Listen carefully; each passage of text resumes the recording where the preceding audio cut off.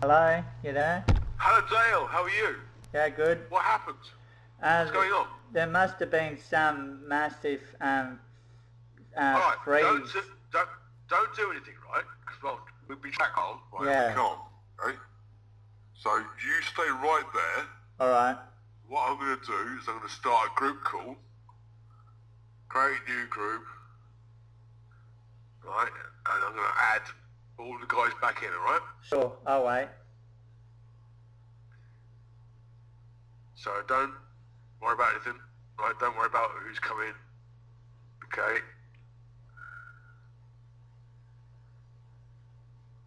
I'm going to add them all back in, right? Alright.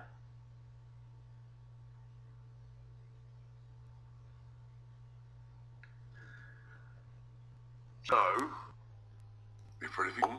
Sure. Anyone else here? Guys, anybody?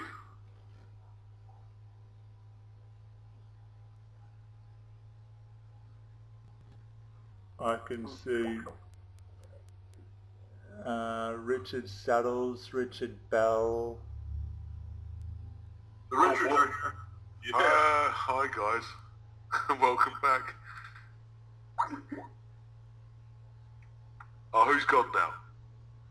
I'm still here. I heard up YouTube. That could be me. I'm trying to hang up the other conversations. I've got like 3 other conversations now from past attempts for us. Okay, alright. Let's see if we can get David back in. Add to group call. Call Scott. Here comes David. Should I have hung up on that previous call before I was added to this one? Is that leaving something connected? Something?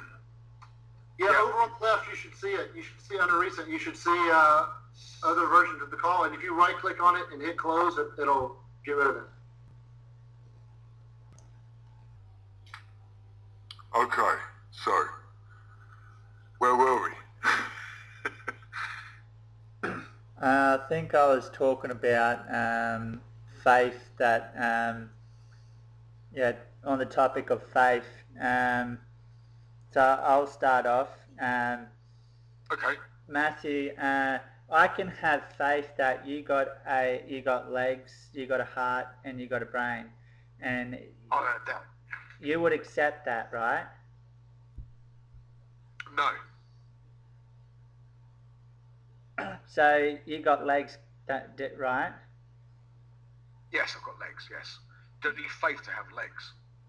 But I can have faith that you got legs, and I'll be right. No, because it's not an extraordinary claim. But to have Exactly. faith, right? Hebrews 11 verse 1 says, "Now faith is substance of things hoped for the evidence of things not seen." That's lovely, but you don't need to have faith that I have legs. A faith, right, is like an extraordinary belief in something, right? You can believe I have legs, right? Yeah. Or believe I don't have legs. Yeah. It's on or off. It's a switch, right? It's not an extraordinary belief to think that I have legs. It's an extraordinary belief to think that I have tentacles for legs, right? That's a faith. If I tell you that I have tentacles for legs and move like an octopus around the house, I like that wall, faith. right? That's a faith. And then I have to prove to you that I can move like an octopus around the room, like the walls, like from Cthulhu, right? That's a faith. A faith is when you, in your head, believe something that doesn't need proof. Okay? I can show you that I have legs, because I'm a human, and most humans have legs. Some humans don't have legs. Of course they don't, right? Some humans lose their legs. Some humans are not born with legs. But most humans have legs. So, I have legs, okay? Yeah, you finished? Yeah, sure. Right, I haven't seen you in person, right? I haven't seen your legs. Right. I haven't seen your heart. I haven't seen your brain. So it has to take faith for me to believe that, right? No, because I have a heart, right, which is pumping blood around my body, which means I'm talking to you. I also have a brain, which is a series of new electrical signals via neurons. If I said to you I have octopus legs and I'm Cthulhu, a god, like crawling on the ceiling, then you have to have faith that I'm being correct. You finished, Do mate? you have legs? Sorry? Do you have legs, Dale? Yeah, I got legs. Cool. I believe you. So I you have have... faith that you have legs. I believe you. You finished? Belief and faith are two different things, right? You believe a God exists. I don't believe God exists, right? God exists. I have no knowledge of God. I have knowledge that you are a human, and so you have legs. Most humans are born with legs, yes or no? Yes. Okay, cool. So go with that, right? Do I have optics, for which I use to crawl up the wall and onto the ceiling? Sorry? Do I have octopus legs that I use to crawl up the wall and onto the ceiling? Do you? Well, no, I'm asking you a question. Do I? No, you got human legs. There you go. So this is...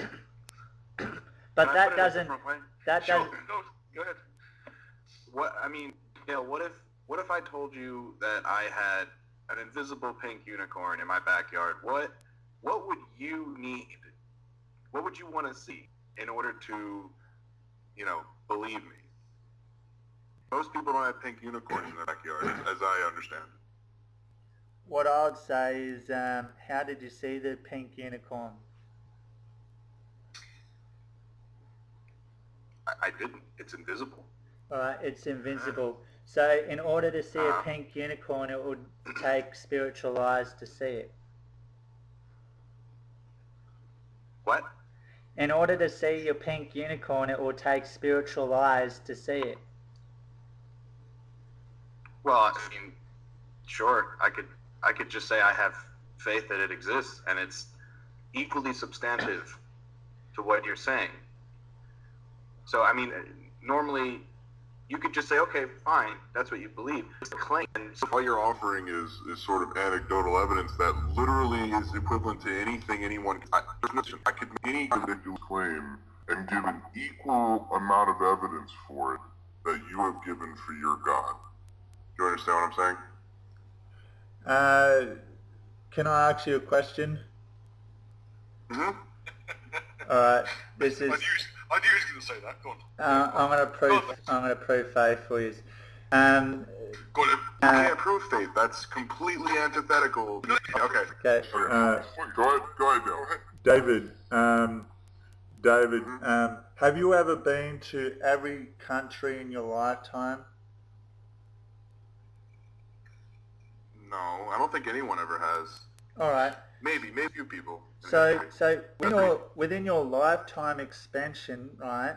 Do you think you could not see certain countries before you die? I'm positive that there are countries I will not see before I die. So basically, seeing those countries, right? So those countries can be proven to exist, though. If we're talking about something that exists in physical reality, it really comes down to how you define a God.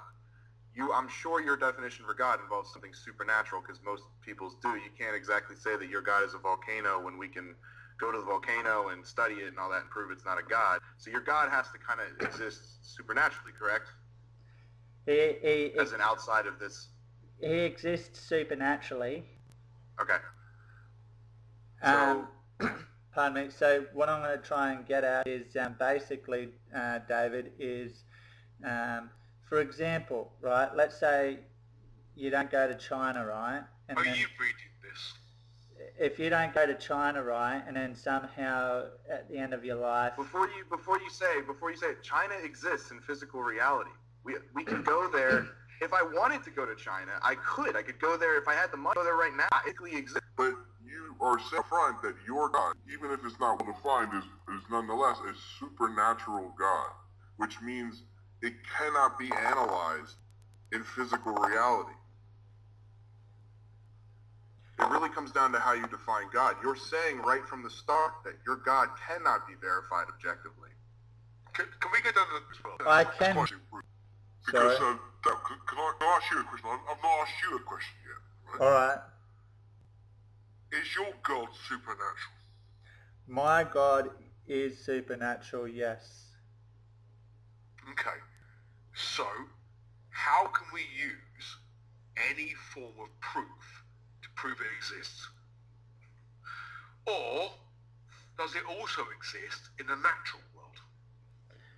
Well, God exists in the spiritual as well as the natural, and how. Okay, okay, brilliant. Okay, fine. So it exists in both worlds, right? Yeah. So what we do in science is we cannot use the supernatural in science. Science doesn't deal with the supernatural. That's for other things to deal with, okay? So let's remove the... In the natural world, can you show me the evidence for your God? Yes. Go ahead. Creation. No, that's... No, because that's a claim from the Bible, okay? It's actually You can't claimed. use a claim from the Bible. That's also a presupposition more than anything. You're something already exists where God is completely unnecessary. We can understand the natural world without God. You're taking something we already understand and saying, oh, that's God. You're sort of what's the under with all saying it's just God. You're replacing understanding with a lack of understanding. What you need to do is take something in the natural world that we can empirically prove and test and put through a method we can show that God exists. Alright. And your thing about drinking a glass of water, of course, is nonsense, right? You can't use the Bible for this, because obviously the Bible is not proof of the Bible. It's silly. Would admit that using the Bible to prove the Bible is silly, because dirt and herb go together, right? Then Harry becomes proof of Harry Potter real quick. Absolutely, and Lord of the Rings is flat. Yeah. Bits exist. Which I'm all about, by the way, but we can operate in reality and, thinking like that. So what we Was that?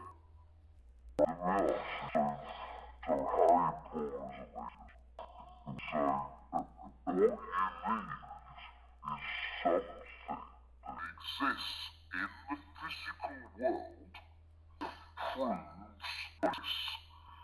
I heard the Bible. You understand that and you think that is the physical truth. I understand that completely, right? And I respect that. I really do. But you can't use that. You need a particle, a systematic process of something to show that God exists. What have you got? Before I go into evidence, proof and evidence, I just want to sort of like point something out, right? Basically, a science teacher can't tell a drama teacher that, they can't prove certain drama plays and all that stuff. Why? Because the drama teacher knows what they're talking about, and the science teacher science experiments. You don't use drama to build bridges and fly to the moon. Let's talk. Sorry, this is like... And so basically, I'll get into proving my God, who is Jesus Christ, Yeshua Messiah, Jesus Christ. I know. Yeah, right. Yeah. Yeshua, you learn words. Yeah. Don't do that anymore, because it's really... I'll prove my God who is real. Matthew, do you believe there's such thing as a grasshopper? Grasshoppers? Yes, of course I do. You will go now by what I'm saying. No, because I've seen them. Alright, so you've seen them. So, Matthew, you will be capable of believing what the Bible says in Isaiah 40 verse 22, James, version JV. It is he that sitteth upon the circle, the inhabitants thereof are as grasshoppers, that stretcheth out the heavens as a curtain, and spreadeth them out as a tent to dwell in.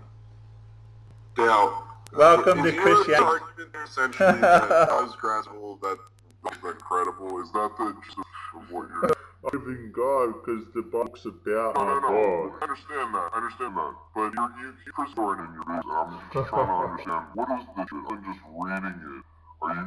Is the gist of your argument mentioned in the Bible for the Bible's credible? It's real. Okay, so that's a yes. Then you're saying you're in the yes. The grasshoppers. Can you It's a simple yes or no question. Am I correct? Grasshopper Bible and grasshoppers are verifiably real. Therefore, the Bible's verifiably real. Yes. Okay. Dale, in one of your videos, you drank a glass of water and you said, like, that proof Jesus existing, that somebody's in the Bible Means that you drank a glass of water. Have you So not heard you drank a glass of water to prove that Jesus existed because you drank a glass of Bible. Do you know how much of a like example, it mentions in the Bible some biscuits made out of oats and human, right? eat human shit? Does that prove God exists? Basically, if a human goes to the toilet and chucks a poo, then basically God taught him poo is real. God does talk him. Spider-Man real because New York City exists. You know it does. Does that mean Spider-Man is a credible reality? Well,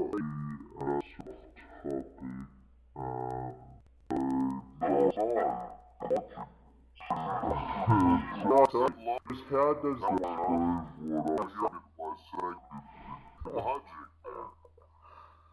But Spider-Man doesn't disprove my God though. I'm not using Spider-Man to disprove your God. I'm using the Spider-Man example as a flawed. That's all I'm trying. So What about giants, Dale? sorry? Dale, the giants. Yeah.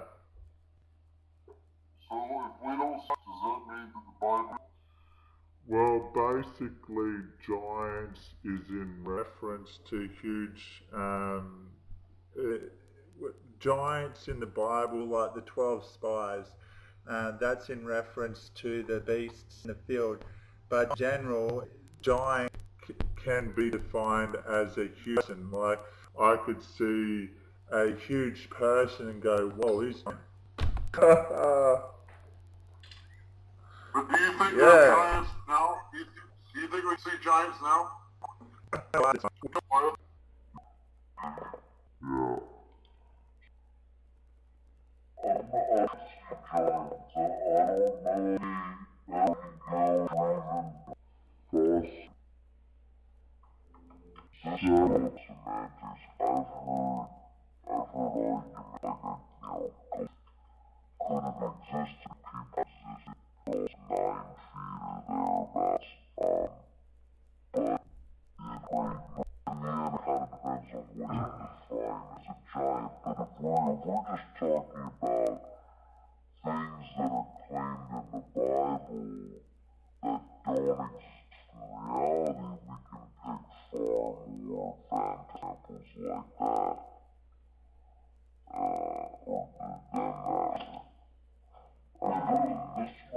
was trying to find something he would admit, yeah.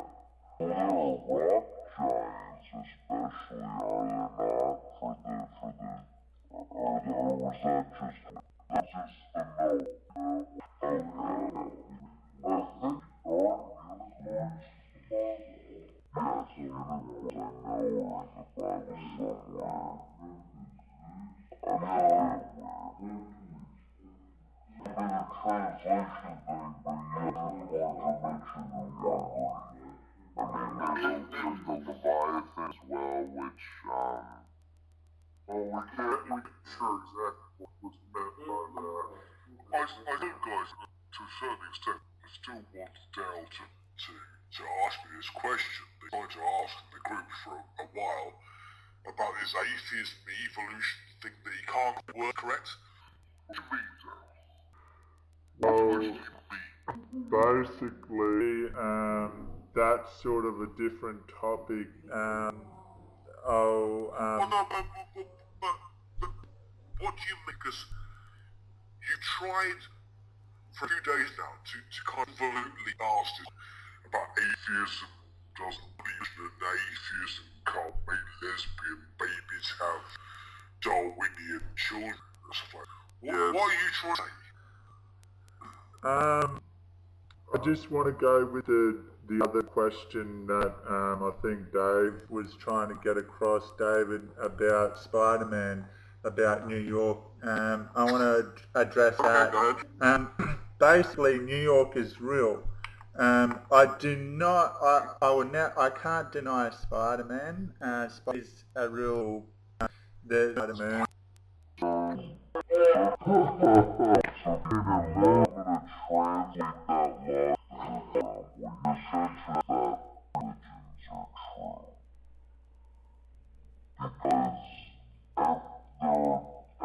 Religion that exists, there's equal every other religion that exists there is for Christianity. You understand what I'm saying? I'll answer your question. Basically, David, like other religions apart from Christianity are false. They're real. I don't. I believe. Believe in them a lot. If you're trying to prove, like, you can just say, I have faith, and that's what I believe. But you're crossing over into the realm of here, I'm going to prove this. But what you present is equal amount of evidence that any other person of any other religion can present for their religion. You have not offered. But you never said religion. Grasshoppers, that's irrelevant. What I'm saying is every other religion has religion that will swear on their eternal existence that religion is true. They have anecdotes, they have feelings, and then very nebulous things that can be proved objectively. You are doing the exact same thing more. If you can present physical evidence, something we can and calculate and use that to then predict. That's the other thing too, predictive models. There's nothing in the Bible that you can predict reality, and that is the greatest way to know whether you truth, whether you can actually predict. It's a very important point. Predict, you have to have a model of what you live in. And if you believe in God, that's not a predict model. I just believe that way. I'm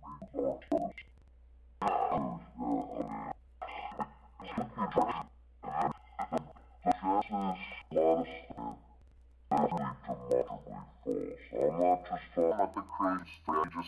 Like, you know that off of the sky, there's not water up there. It's space. There's no firmament. There's no glass dome. The Earth is not circle. There's just things that we can readily verify that are false, that are in Genesis, that very much sound like somebody trying to explain the world that they live in that they clearly don't understand just by looking around. Because if you didn't understand, chemistry, or even in the most basic sense, you might look at the sky blue and think, well, that's blue, water's blue, that must be water up there. But that's not false. You finished, David?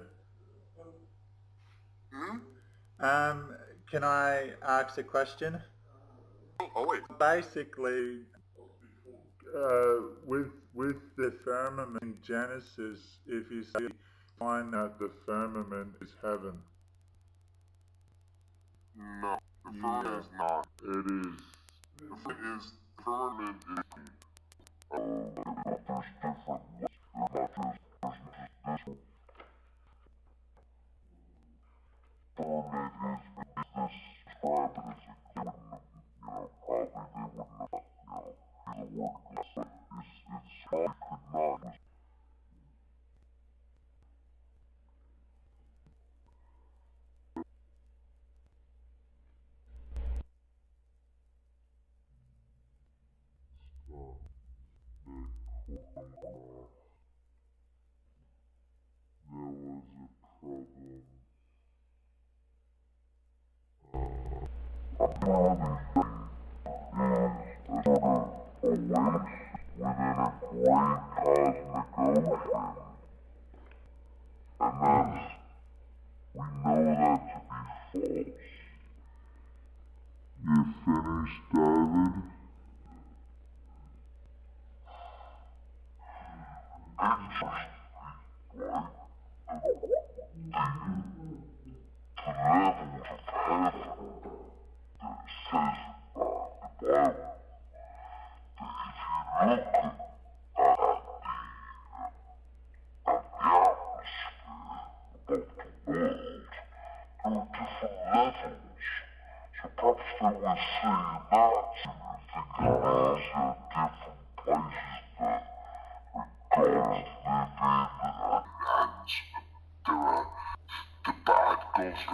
given, probably they would not, use a word like it's could not. Because they can't look at they look out into the skies. Man has always looked out into the skies to try and find answers for himself. And what you're doing, Dale, is you're looking at yourself, you're looking inwards. Actually, theological thinkers did more thinking than you did. Yeah, They looked outwards. the other thing is, like, you're also taking it literally. Like, vast majority of Christians in the world do not take Genesis literally for a reason. They see it as a story, and when you see it as a story, that lets it be kind of poetic. It lets it, I mean, it is actually fairly poetic. Yeah, I mean, it's a little repetitive in parts, but it's still poetic nonetheless. But if you take it literally, then suddenly it loses all of that and becomes like a poorly written instruction manual. You see what I'm saying? You finished? It cut out of this, so it might have lost a bit of connection, but I want to try and prove to you that the firmament is heaven. It's found in Genesis chapter 1 verse... That's a theological concept that's complete abstraction. No, David, let's try and prove. Yeah, okay. This is proof. I've studied it. It's in Genesis 1 verse 7 to verse... Genesis 1 verse 8 to verse 9 says, "And God called the firmament heaven, and the evening and the morning were the second day. And God said, Let the waters under the heaven be gathered together unto one place, and let the dry land appear, and it was so." Okay, here's the thing. I will give you that you're correct, because I'm sure you know more about it than I do. You clearly studied it longer than I have. But in the end, you're proved to me that something within what to me is a realm of fiction is just I can't think of an analogy, but I know enough about various like science fiction worlds, like say Star Wars or Star Trek. I could say, oh, here, I'll prove to you that this thing is actually the other thing. You can prove to me that real, it would be completely different things together. The right is verified, and it doesn't really, I'll give it to you, but it doesn't, not really useful. You finished, David? I can, is real. God is visions of sin and, it is.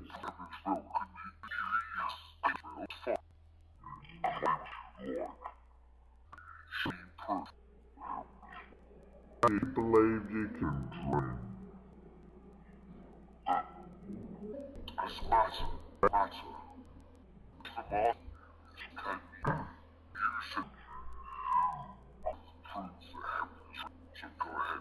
Yeah, I can prove disprove heaven is real. The Bible talks about it, and I've read it, spoke it into my spirit, and I've actually seen heaven. Well, by that same logic, if the Bible talks about something that is false, then it is also completely untrustworthy. And since there are things in the Bible you can verify with beyond a shadow of a doubt are false, then that erodes the Bible's credibility with equal force that your claims add to it. You finished, David? If I'm asking a question, I'm definitely finished. So, David, you wouldn't believe that there's errors in the King James Bible? There are absolutely errors. But you wouldn't believe that, though. You can't believe it. Why not? Because you don't believe the Bible, so you can't believe there's errors in it. There's no errors. That doesn't make sense. Checkmate. I don't believe it because there's errors in it. I mean, you're laughing, but that literally does not make cognitive sense. I don't believe it because of all the errors. It's not like a package deal. It doesn't make any sense whatsoever. But you don't believe... It's almost mind-boggling how little sense that makes. You don't believe the Bible. So how can you believe there's errors when you don't believe the Bible? Okay, let me ask you this. If you're talking about, just say, another person that you know, if you know somebody to be a liar, in other words, somebody who says things that you know beyond a shadow of a doubt are false, are you going to believe that person? And if not, does that mean that you, at the same time, have to believe that person? Can you repeat that? Okay. Another person that you know is trying to convince you of something. You know this person is a liar. In other words, you know this person has saying things that you can prove beyond a shadow of a doubt are false. Are you going to believe this person is sort of the first question. The second question is, if you don't believe them, does that also mean you have to believe them? Well, basically... That's what you're saying. If someone... No, that's not what I'm saying, though. Basically, if... You're saying, I don't believe the Bible, so therefore I can't believe that there are errors in it, because if I don't believe in the Bible, then I can't believe... It's not like I don't believe it doesn't exist. It does exist, obviously. If I said it doesn't exist, then I guess you could kind of say that, like, oh, the Bible doesn't exist, well, then how can you believe that there are errors in something that you claim doesn't even exist at all? But that's not what I'm saying. I'm saying I don't believe its claims, because their claims are often easy to verify are false. You finished? Yes, if I pause, that's the end of the sentence, generally. So David, do you believe in God? No, or at least certainly not the God of the Bible. Have you ever heard of Jehovah? David, just quickly, David, just for clarity, do you believe in any kind of God? Where are you on this? I kind of consider myself an agnostic atheist. Like, I certainly don't believe in the Abrahamic God, and I'm not gonna start playing that game of pack chopper bullshit and vague bullshit. So my kind of thing is, I just say agnostic atheist, and I don't make any claim. But it would be false for me to say that I have no beliefs, because I have had some mystical experiences in my life. And in other words, like, I feel like if I just flat out said there is nothing mystical about the universe, then I feel like I would be dishonest with myself. But in the meantime, I have no evidence for any of the things that I believe, so I don't try to assert them as true. Does anybody else here want to state where they are on that kind of atheist, agnostic, theist scale then? I mean, obviously, David hears and David will. Personally, I'm kind of with Dave. Richard Suttles in Arizona. I kind of agree with what Dave said. I'm not closed-minded to what's out there, but I certainly have come to terms with the King James version of the Bible. It does not present the perfect, true reality. Yeah. This is James from Florida, and welcome back to Sorry Mister. Oh yes, thanks for inviting me. I guess you could say I'm more of a hardline atheist. Am I agnostic atheist? Do I claim that no? Well, no, I don't claim it no, so I guess I'm agnostic. But I'm more of a, I guess you could say I have an anti-supernatural bias. I don't believe in any of that. Dale, I'd like to ask you a question about what you believe. Sorry? Just before you do, just to state where I am completely no God, nothing. I tell nothing. a Jehovah's Witness, Dale? Is that No, what you are? no. But they are false. Are you... I believe What the is your JWs denomination, are by the way? false. David, Yes, I'd like to know. That's what I'm asking. I believe that these are false, and I can prove that they're false. And I believe Dale's What right, is your... by the way. sorry, What is your denomination? Is that Dale? sorry. What is your denomination? Well, I just have a personal relationship with the Lord Yeshua Messiah Jesus Christ. So if you would, what's your church of choice then? Is there a particular denomination at the church you like to go to? Full Where do you go Baptist every Sunday? Church. Full Gospel Baptist Baptist? Okay. Church. So, Alrighty. Matthew, I've got a question to ask you. You there?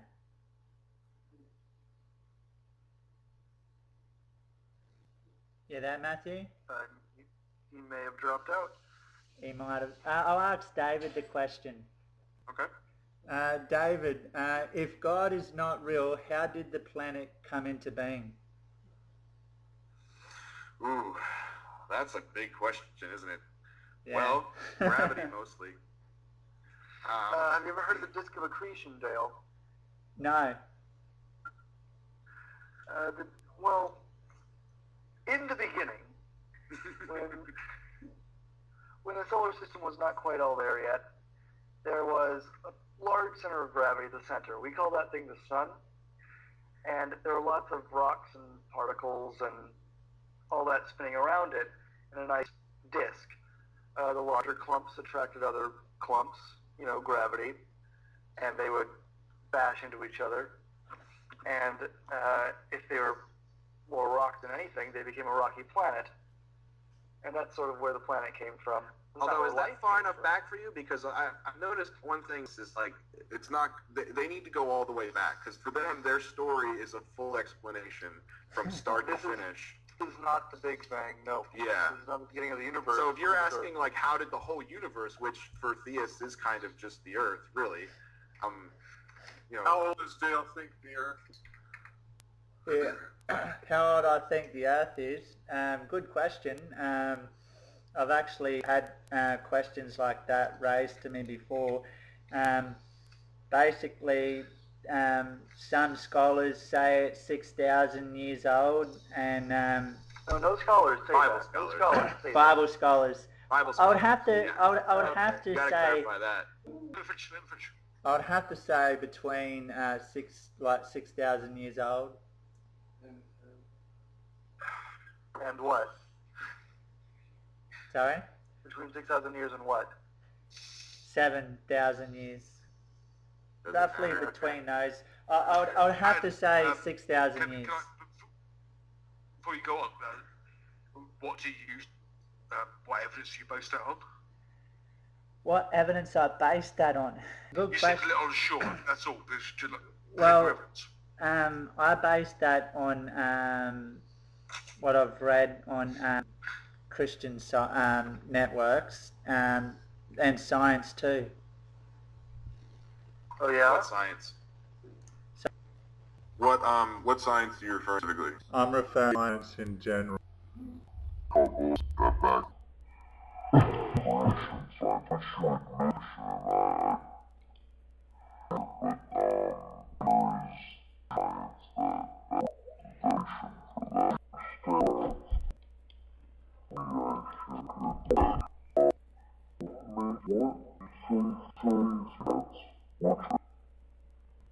Is that to me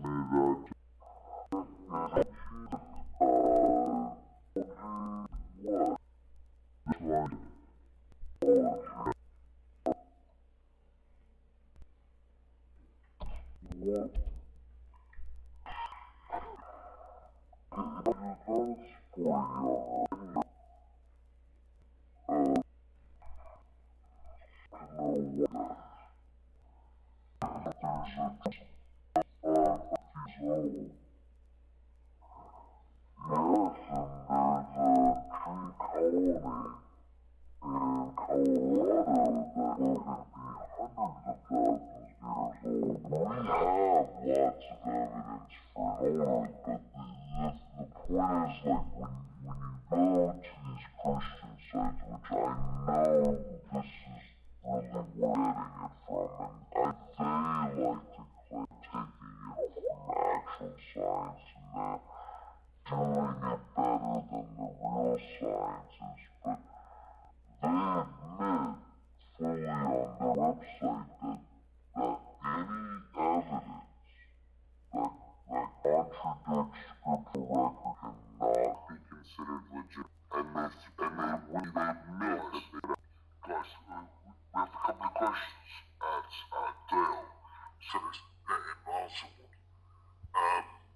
James, I think you also answer this question. Yes, what makes you think the Earth is young? You say geology. I'm not aware of any part of geology that points to a young Earth. If you could help me out there. Basically, I would have to get back to you on that one with more information. I would have to go to the source and get the proper source material for that, and yeah. Okay, well, Dale, what I'll let you do, I'll let you try and get some source on that, right? And I think that David had another question for you on the same thing while you're doing a little. I was at the quarter. Well, I don't know if it was even a question, but it was just you were talking about evidence from. So you can any missile evidence from. Presidents, if you're saying Christian sites, therefore they fully admit up front that they're evidence for you. Because it's based on something that you believe is already. But that works. We can trust that we can demonstrate that it can be trusted. Again, like we said, collective mind use. Earlier about the tree things, about colonies of trees. Yeah, this is specific.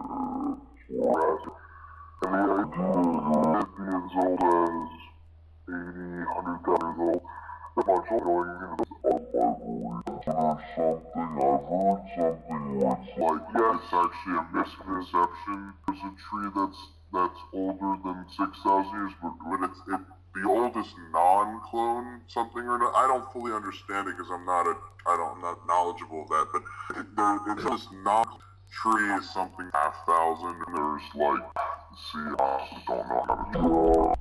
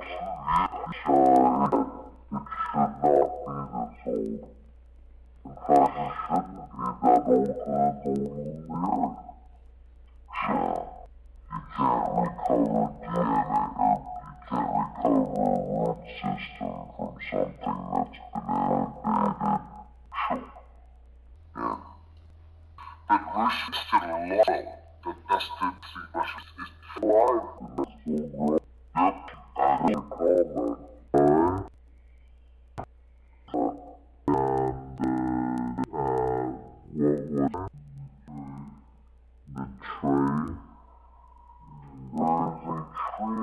holy, and it's very old than the earth, according to creationists. I think it's one of the oldest, I think it's the oldest living organism. I mean, it has to be. And I've heard of a tree called Methuselah, but I forget how old that was. I honestly don't remember the context. Is a single tree, one single. the one that's the only. Okay. That could. Some people say it's like a million years There are old. root colony trees that are up to, I think about 80,000 years old. Yes, that's what the consensus on the tree is, like 80 or 1,000. I haven't studied it. I actually haven't the interest about what you're talking about.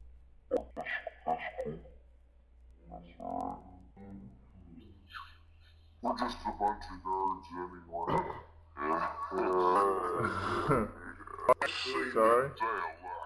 How this evidence can be produced to show that what you're saying is not necessarily wrong, right? No one's saying that you're wrong, but do you see different evidence arriving now? I can, well, basically, I go by what is called faith and belief. Sure. I'm gonna show how faith works. Before you were talking about gravity, right? We know how faith works. Dale, we know how faith works. Everyone knows how faith works. Yeah. Faith is just faith. Right? Everybody knows how faith works. Belief with evidence. You don't expect people to prove faith, so that's where it becomes a complication. When you say, I'm going to prove faith, that's a contradiction in terms. Absolutely. What we need you to do, or to change your tact, is to say to us, you have evidence of something. Do you have any evidence of something about what you're saying? Yes, I can. It could be anything. Yeah, I could say I have faith in gravity. Okay, whoa, No. stop. Checkmate. No, you can't have faith in gravity. Well, I can't see gravity. No, but Well, you can feel it. You can have faith in You gravity. can't defy gravity, you can defy faith. It's unnecessary. It's really easy for me to say I don't believe in a God. What's really hard for me to do is to jump out of a window and not die. Unless it's a first-story window. Yeah. Well, you know You know what's what I'm really saying. hard for me to do? It's really hard for me to prove there is a God. Yeah, that too. I've never tried. I don't know how I would even go about testing that. If you could, you would almost certainly be the most famous scientist in the history of mankind. Oh my God. All the grant money. For 60 years. Okay. You would make, yeah. Can I then, try to share this waste horrible cold? Ask Dale a question. Sure. I'll ask the other guy's question. Can you prove that Dale, do you think that these guys prove that God doesn't exist? No. No, that's a bad question. It's a bad mouthful Yeah. question. I know I certainly can. Yeah, I cannot. Nope. Okay. So then he's not atheist then. Wait. No, that's not. No, Dale. All right. Let's start on something basic, Dale. Something very basic. Do you understand what an atheist is? Well, technically, no, I can't understand atheism. No, do you understand what an atheist The is? definition. The definition of an atheist is someone who says there is no God. Not quite. That would be a Gnostic atheist. Well, how come the definition of atheism says there is no God, like the doctrine that there is no God? Well, how about this? We're going to talk about this. Sorry, go ahead. I'm sorry. Atheism is not a doctrine. Atheism is a single position on one issue, whether or not you believe in a God or gods. If you believe in a God or gods, you are an atheist. If you do not believe in a God or gods, you are an atheist. That's all atheism is, nothing more. Atheism is simply, you tell me what you believe about God, I say, believe you. Yeah. Can I put it a different way? Like, Yes. your definition, you said technically I can't understand atheism, and I know what you mean by that. It's because it's not something that's a part of your experience. You experience God. So your definition of atheism would have to come from I assume a dictionary of some kind or something like that. You're taking your definition from somewhere else. Conversely, God is not so I would find out what God was without drawing from my own experience. I would have to go into a dictionary or something. Now, can you imagine how many definitions of God I'm going to find? A hell of a lot more than atheism. But nonetheless, there isn't really just one kind of atheist out there. I remember watching a video for Armored Skeptic, and he made a point that, in a way, every single atheist, individual, is a different kind of atheist. Yes. You understand what I'm saying? No. What part don't you understand? The different kinds of atheists. In other words, No, okay, no, go ahead. No. This is what I want to say, Dale. This is what I want to say. Atheism is being explained to you. It's like an on and off switch. You either believe or don't believe. There's no in between. It's not.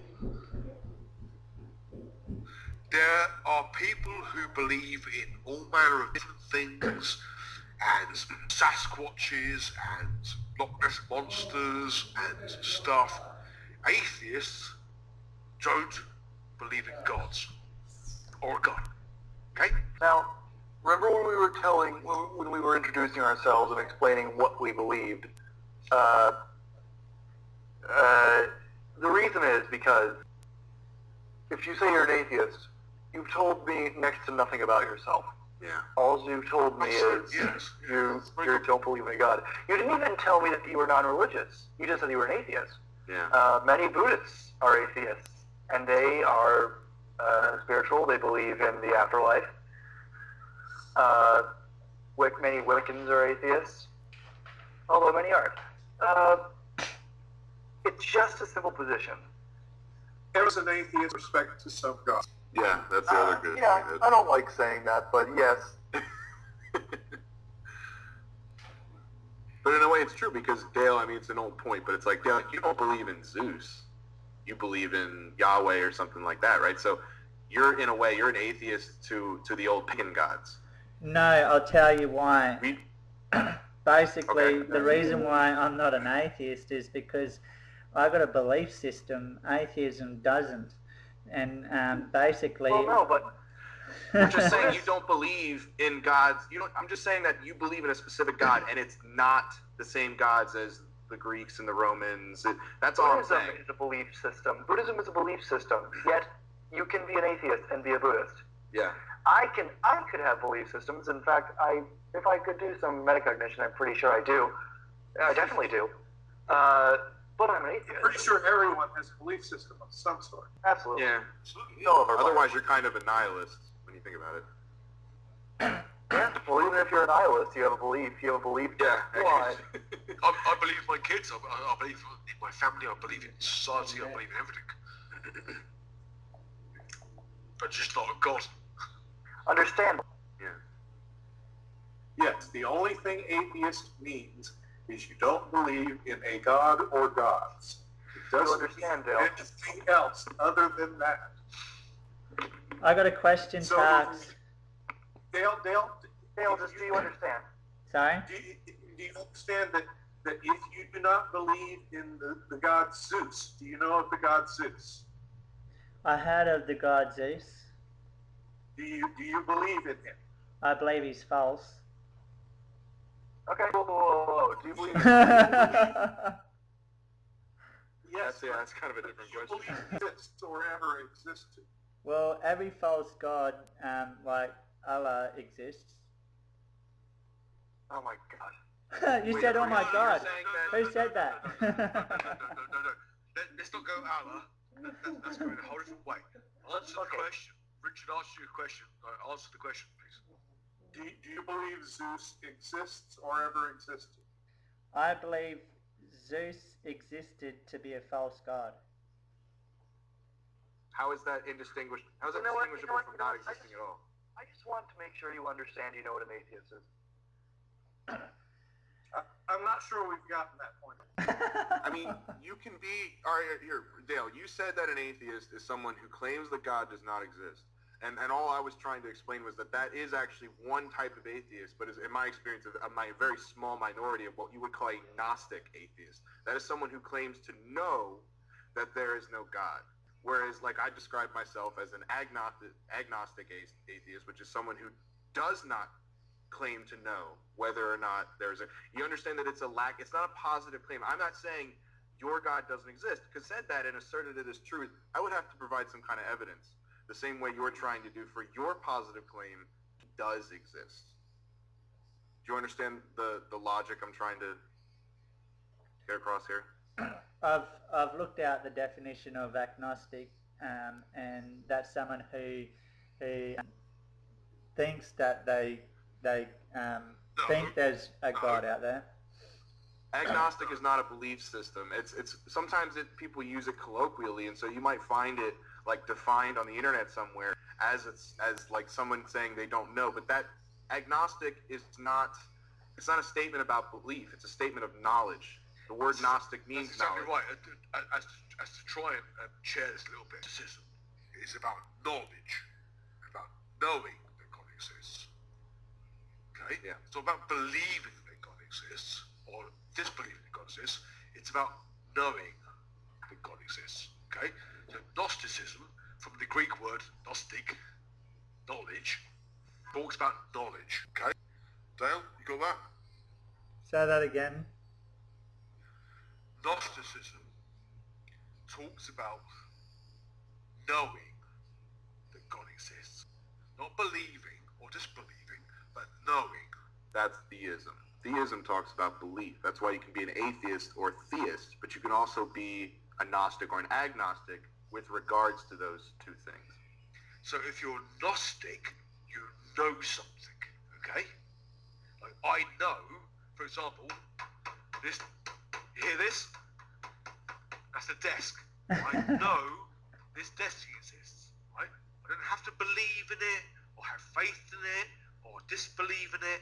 I know it exists because there it is, okay? So I'm Gnostic to the existence of the desk, just as a moment of clarity, right? Do you understand that, Dale? I'm slowly getting it. Cool. Okay, that's good. Progress. Making progress. I've got a question to ask you, Matthew. Let's back it off topic, though. It's on topic, and if I was to say that the understanding science, right?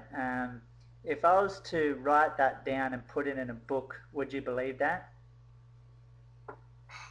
Well, you'd have to have the data. What sort of question is that?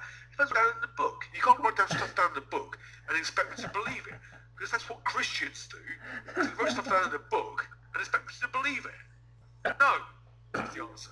It's not like we believe science just because it's in a book. The book is just there for convenience. It's knowledge aggregation. The book references real, verifiable things. I mean, any experiment. The whole point of any experiment in science is that you can take that experiment, if you reproduce those conditions of the experiment, you will get the exact same result. And if you don't get the same result... Yeah, you too, Dale. You could do the same experiment. You could get the experiment, and you could do it, and the same thing would happen. You can't do that with any religious claim. You can sometimes, but it's like a hypnosis. You can't actually do it in a physical sense. You can have multiple people and get them in a room together and get them to believe that they feel or sense God in some way, but you can't do anything with that. Like you don't believe in faith healing, do you? I believe in faith healing. Here we go. I mean, there's studies that show faith healing, or praying rather, does not exceed the margin of placebo effect for medical. They've done studies about the effect of prayer on healing, like in hospitals, group prayer especially, because that's a really popular thing in hospitals. And you understand what the placebo effect is, right? Like you can actually make certain things happen within the body just by using suggestion. It's a proven phenomenon. But prayer does not exceed that, meaning there is no way to prove that prayer has any greater effect than simply suggesting to somebody that they're getting better. You finished, Dave? Mm-hmm. Can you? You can't disprove prayer. No, but you can't prove it either. I'm not trying to disprove prayer. I'm telling you that you can't connect prayer to any kind of tangible thing. You can only you can't show me that prayer is anything more than just talking to yourself.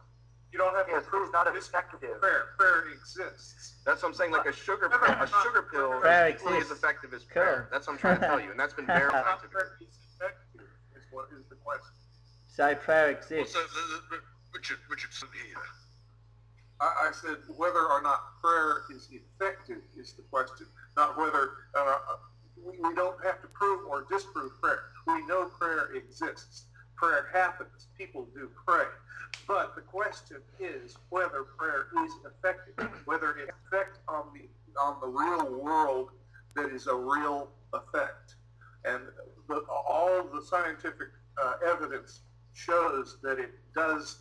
It has no more effect than what we call a placebo, a sugar pill, something that is given to someone just to make them think that they're taking medicine. Finished?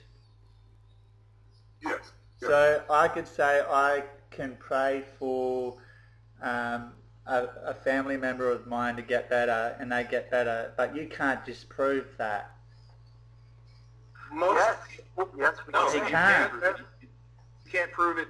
It's not. You we're can't not saying disprove it. So I could disprove say it without you disproving can't actually it. prove it in the first place. And unless you can prove it, you can't just sit there and pretend that something that can't be disproven is equal to something that hasn't been proved. It's like you can't disprove I don't have a invisible pink unicorn in my backyard. You're right. I can prove it. I believe in unicorns. Wait. Sorry. Just go. Sometimes when you're praying for someone, let's remember, who's in the hospital, they are being treated. They're being given medicine. So when they get better, is it reasonable to assume that you praying got them better, or that the medicine got them better? I would go for the medicine. And what if the medicine killed them? Excuse me? What if the medicine made them more worse or off? Then prayer would have to work, wouldn't it? Prayer would have to. How would that prove? If the medicine made them worse, then I say your prayer failed. If the medicine made them worse, and then I prayed for someone who's sick in hospital, and they get better, but the medicine didn't get them better, and so now you're talking about a scenario which could be actually objectively verified. That's what you're describing a specific scenario, and again, you're just talking hypothetically right now. You're describing a specific scenario that if it were significant and not just a freak thing, because here's the thing, we don't have medicine 100% figured out yet. It's very complex. That's why they have specializations, and there isn't just like a doctor is a doctor of everything, like House or some shit.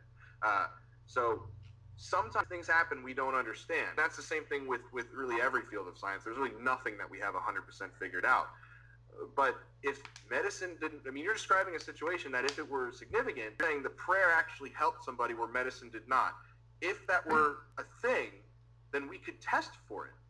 It has been tested. We know it's not a thing. You finished, David? Go ahead, Dale. So, David, have you ever prayed before? Yes, against my will. I had a grandmother once. I had a Mormon girlfriend. Oh, you poor bugger. Okay, go. Sorry, Dale. What were you getting at? Sorry. Basically, what was it? To clarify, to answer your question better, I have actually prayed, of my own free will, I have actually prayed, but not to your God. I'll just say that. Well, that's, if you haven't prayed to my God, then you're gonna, if you want to see... No, I have prayed to your God. I just not, like, as a child, I was saying. As a child, I was sort of forced, to pray because my grandmother was superficially religious, and my sister and I, when we would be over there, we'd have to pray before bed and that kind of thing. But I don't really see that as being what you're looking for, because I didn't mean that. But if you're talking about have I ever prayed and meant it, yes, just not to your God. So basically, you've never prayed to my God. So if you were to pray to my God, he will reveal himself to you. What does that mean? Sorry? No, hold on. What does that mean? When you say he'll reveal himself, what specifically do you mean? Through dreams, through visions. Okay, so you think dreams and hallucinations are evidence? I didn't say hallucinations. Well, you said visions. That's really the same thing. A hallucination is a scientific term for a vision. That's what a vision is. Hallucinations are very common. It's not like I'm saying you're crazy. I'm just saying that's a phenomenon of the brain, a very common one, actually. So you're saying that, okay, well, all right, I'll use your word, visions. So you're saying that visions are evidence of a God? Yes, and I could tell you... So what if I had dreams and visions of a totally different God? Something that maybe you wouldn't even describe. Say that again. You there? Hello? Keep it simple. You there? Yeah, it cut out. The call cut out for a minute. Okay, about a quick sec. My question was, you're saying that dreams and visions are evidence for your God. So how are your dreams and visions any greater evidence for your God than say dreams or visions of a totally different being that may be completely foreign, not even you wouldn't even just acknowledge as even similar at any way to your?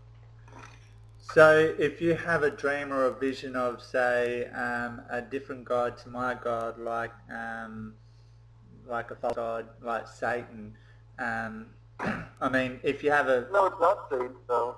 If you have a... Sorry. If you have a... Satan's not a God.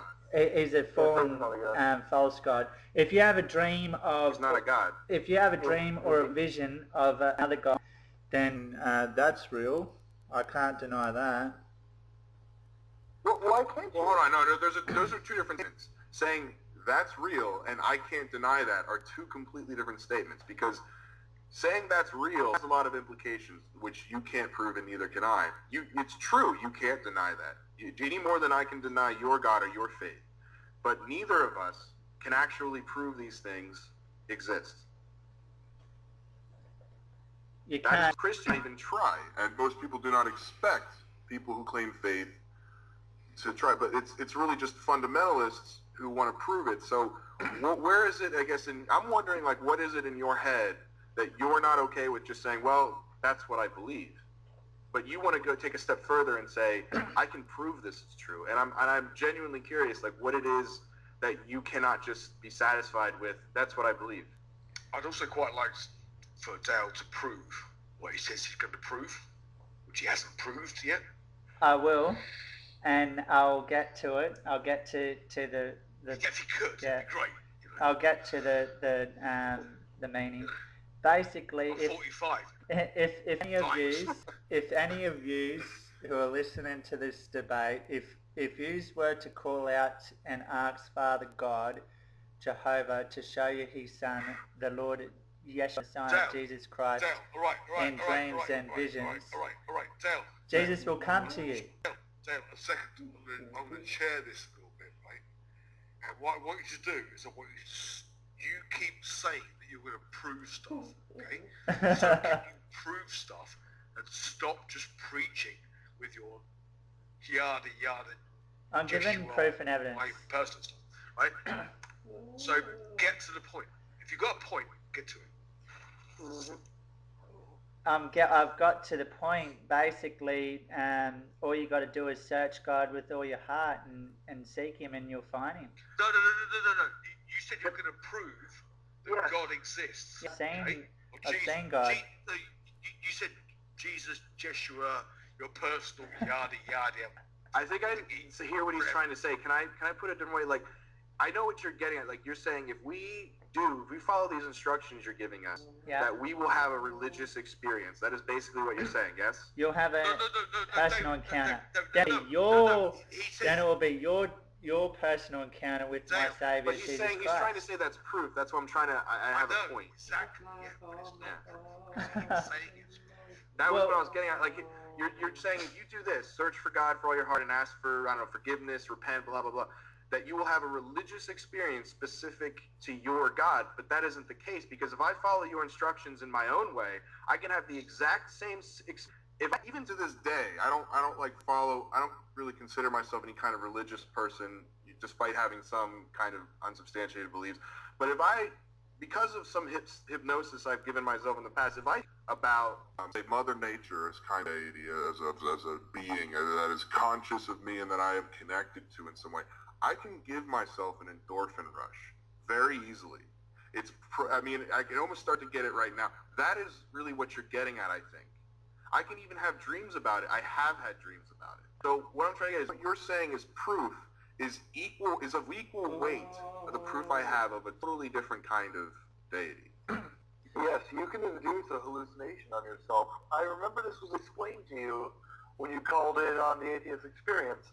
If you, I forget who said it, but they basically said if they think about their mother and they call out to them, and then they have a dream about their mother, is their mother supernatural? Dale called into the Atheist Experience? Oh, yes. Yeah, I sure did. Yes. Antics. And the thread.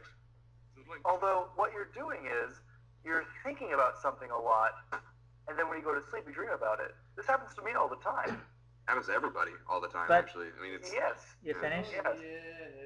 Can I? Of course, dreaming is one of the greatest things that humans do. That kind of disconnect when you go to sleep and you leave the mind in a way. Yeah. Your brain repairs itself. Yeah, it's brilliant and beautiful, but it's not religious. It's not No. religion. It's not atheist. I have had some truly remarkable experiences in my dream. I have had some dreams that compel me in visions. I'm trying to I could equals regard dreams as true religious experiences, or regard them as just random neurons firing while I'm unconscious. There is no way for me to distinguish between those two things. Just like there's no way for me to distinguish your dreams and visions from just random firings of neurons in your brain. Whereas if we prove something in a scientific sense, that means you can show it to be true in the physical world. Yes, there's data. Exactly. And anyone can. It's not exclusive. There is literally no reason, unless your mind is so that you can understand things. There's nothing that bars anyone else from understanding a scientific fact. But a religious experience is entirely subjective. That's why there are so many of them. Even just within your faith, there are tens of thousands of different kinds of Christian experiences. Even if the whole Bible was true, like literally true, as we read it, it's not proof of God. Yeah, that's It's right. just proof of the claim of God. I just There's want nothing to. there. You finished? Sure, go ahead. I'm going to point something out, right? Basically, God's name is in the Holy King James Bible, and so basically, Why is it written? Hold on. I'm sorry. Let me speak. basically,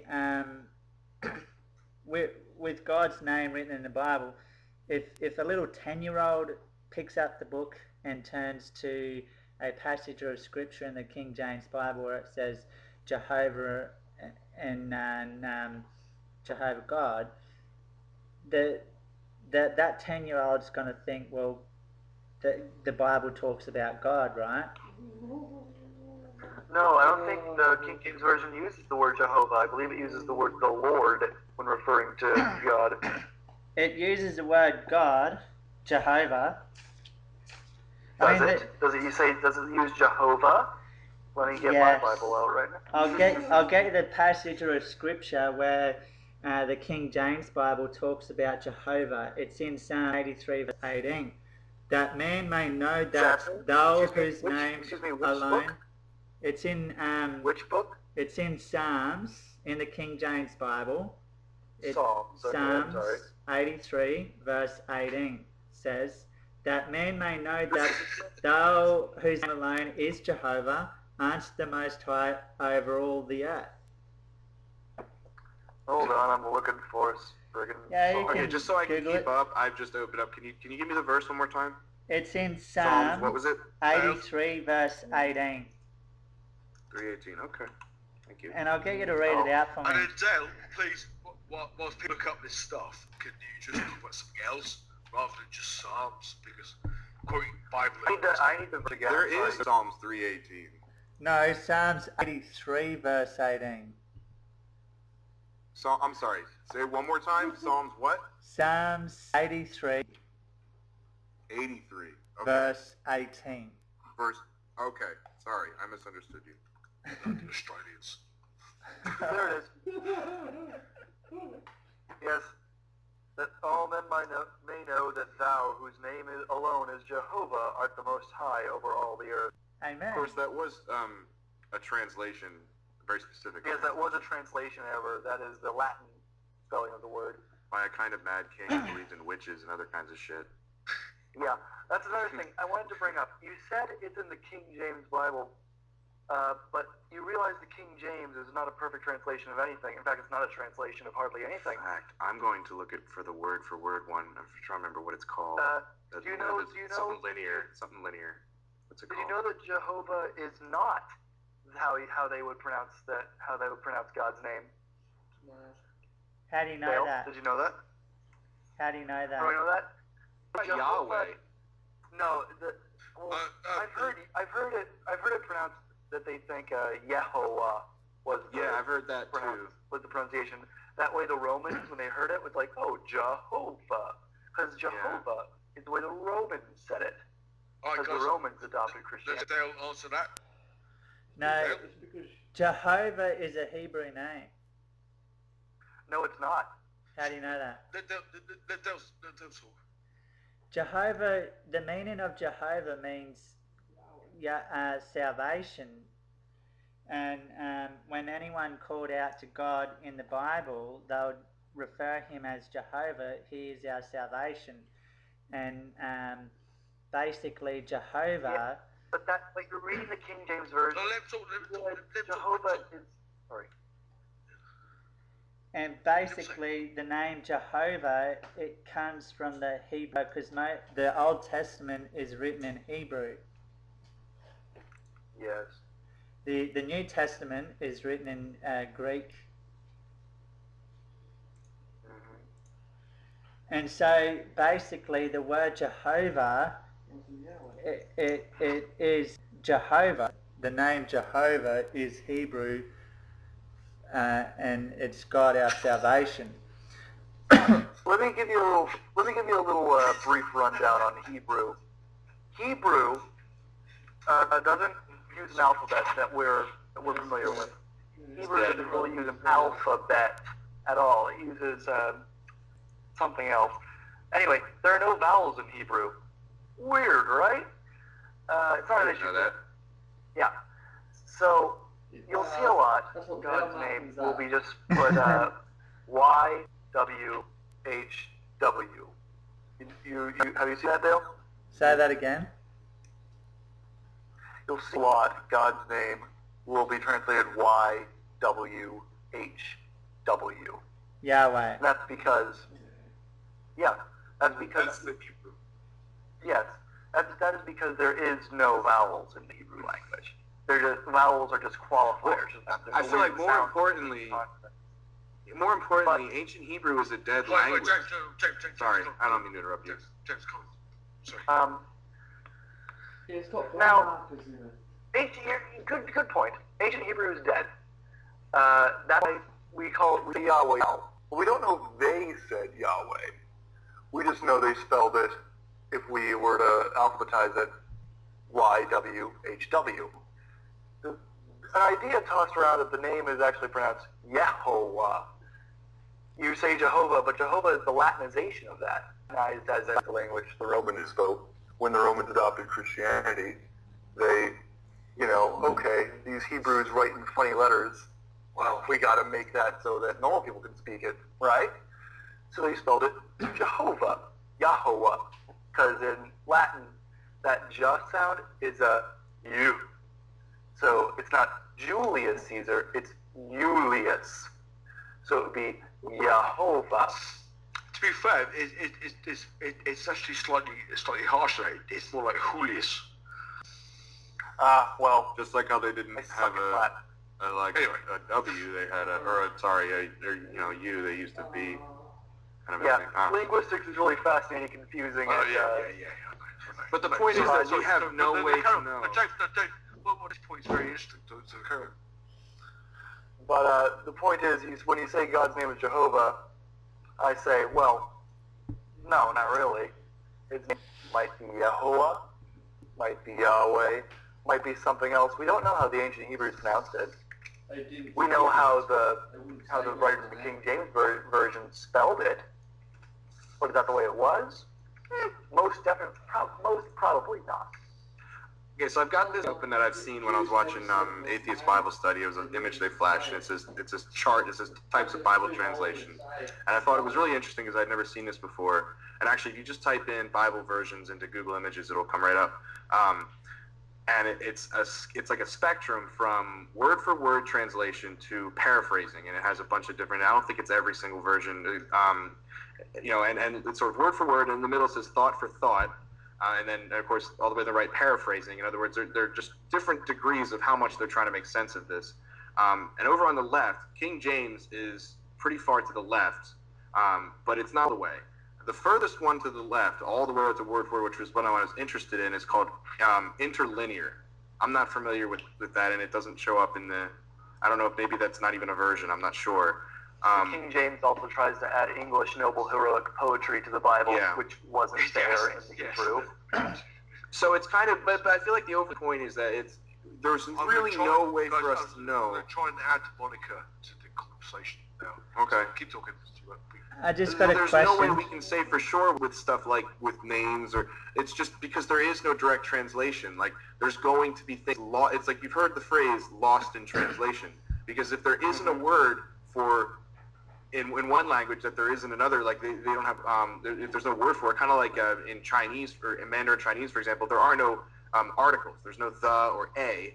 So that's one thing you hear when you hear English people, Mandarin and native Mandarin speakers speaking English. That's something that's difficult because it literally does not exist in language. So that's a common problem with dead what it means by dead language is that there are no more native speakers left. Technically, you can't speak a dead language because there's no way for you to learn it from someone that actually learned it from someone else who actually spoke it. It's like an unbroken chain. Language is a chain. All we can do with ancient Hebrew is look back in the books and ancient scripts and stuff, and just try and find what makes the most sense. And this is indeed what biblical and Talmudic scholars, this is largely what they do for a living, and of course linguists as well. They're trying to find what makes the most sense. But even when they're dedicating to that, you still end up with this huge spectrum of different versions and that have different levels of functionality. A lot of people don't like the King James Version because it is considered difficult to read. So it's interesting construct. As an important, just an aside, I speak Welsh, right? And in Welsh, there is no word for yes or no. Oh my God! Well, that explains so much. Is there a word for thank you? Yes, of course there is. A punch in the face. Thank you. They have some of the longest street signs in existence. Yeah, well, they do. But with language, what you do is you are either answer in the affirmative or the negative. You know, they go like, do you want a bear? I want a bear. That's interesting. That's how you go. Do you want some cheese? I want some cheese. So yes or no. That's fascinating. Can I ask a question to James? Of course you can ask. Sure. James, I noticed one thing I want from you is have you got any sources from the ancient Hebrews, the Israelis, like Hebrews, And can you actually provide proof and evidence with some of the claims? Like, I think you were talking about Jehovah. Are you talking about? You want me to provide sources for how I know the words were pronounced this way? Yeah. Well, funny thing about Hebrew sources, they don't go back as old as you might think. I can't believe I just gestured to the floor as if you're right there. This is weird for me. They don't go back as far as you might think. The oldest Hebrew sources are after the Babylonian exile, which is 2,400 years ago. Amazingly young. That's foresight. And as pointed out, Hebrew is I'm sorry, I shouldn't say Hebrew, because Hebrew is back. Ancient Hebrew is a dead language. We don't know, like Latin is a dead language, for example, and I know more about Latin, so you'll excuse me if I start jumping around a bit. Latin is a dead language, and although there are lots of people who speak Latin, schools of thought that disagree on how Latin should be pronounced. Matthew, you mentioned when I was talking about how Julius, as in Julius Caesar, would be pronounced. Well, we all agree that they didn't have a J at all. They spelled it with an I, what we would call an I, and it would be a U sound. And Matthew, you mentioned, you heard it was a more plosive sound. It was a who sound. Well, I'm sorry. You probably are right. I don't know too much about this. No, but you're absolutely right. The one thing we do in academic circles is the one thing we do. Once it that way, keep pronouncing it that way. You don't change. I would like to say one thing. In vivo ergo sum. Yes. Okay. Lingua Latina mortua est. So none of this matters anyway. Secret iterodastra. Right, fine. But go on. So my point was, we don't know how what we transliterated as YWHW is pronounced. But we know, at least we can be sure, Jehovah is the Latinization of that. They were not going to write it in Hebrew. They were not going to write it in Greek. They were going to write it in the Roman alphabet, because they're Romans, and that's how they roll. So, that's how they wrote it. And they wrote it Jehovah, except they had the I at the beginning, because J was invented later by the French. And they pronounced it probably Yahovah, or if it's aggressive, like if it's a plosive sound, like Kingsley suggested, it's I'm sorry, I'm not even going to try. But it's not pronounced Jehovah. Even in Latin, when it was transliterated, it was not Jehovah. Even Indiana Jones got it wrong. Even Indiana Jones got it wrong with that crazy son of a bitch. floor puzzle thing. What? Indy got it wrong? It belongs in a museum. He changed it from Indiana after that law that was passed. He's an archaeologist, for God's sake. We can be sure, Let's say Dale. I was doing that. He wants to call Montana Jones now. Sorry. We can be sure, Dale, that that was not how they pronounced it. Which is fine. I think religiously, it doesn't matter how you pronounce his name. I think if you say, hey, God, what's up? God will know what you're talking about. After all, you call him God, don't you? When you think about him? Well, or you call him Jesus. Yeah, I've actually... Joshua, however you want to pronounce it. James, I've actually... Sorry, Dale, speak. I've actually found in the back of my a Bible of the King James Bible, the words Lord and God appear in language and small capital letters. The original Hebrew reads Yahweh, Y-H-W-H. Yes. Oh, I'm sorry. Did I get it wrong? Did I say like Y-H-W-Y or something? No. It's Y-H-W-H. Yep. Dale, can I ask you something? Sure. So why is it that you prefer the King James Version, personally? Well, good question. Interesting question. It's a good question because the King James Bible is the most 100% accurate translation through history. The reason why I don't trust the NIV is because the NIV takes out Acts 8 verse 37. And what's that again? And exact? Sorry? What is, you take out Acts, what, sorry? The NIV... So the New International Version takes out, what was it you said? Yeah, Acts 8 verse 37. Okay, so and what is significant about what they take out? Well, basically... And Philip said, if thou believest with all thine heart, thou mayest. And he answered and said, I believe that Jesus Christ is the Son of God. Sure, James. Amen. I know what you think, but I'm trying to figure out what Dale thinks it's. It's very important because the eunuch in that verse got saved, and it's a testimony of how the eunuch got saved. And with the NIV not pronouncing that and putting that into the NIV is leaving out how the eunuch got saved, and that's very dangerous to do. Okay. All right, so you presented... Excuse me, that's wrong. Because I just got out my iPad, technology, and switched from the King James to the NIV. They just moved it. Instead of being in 37, it's now more in 35.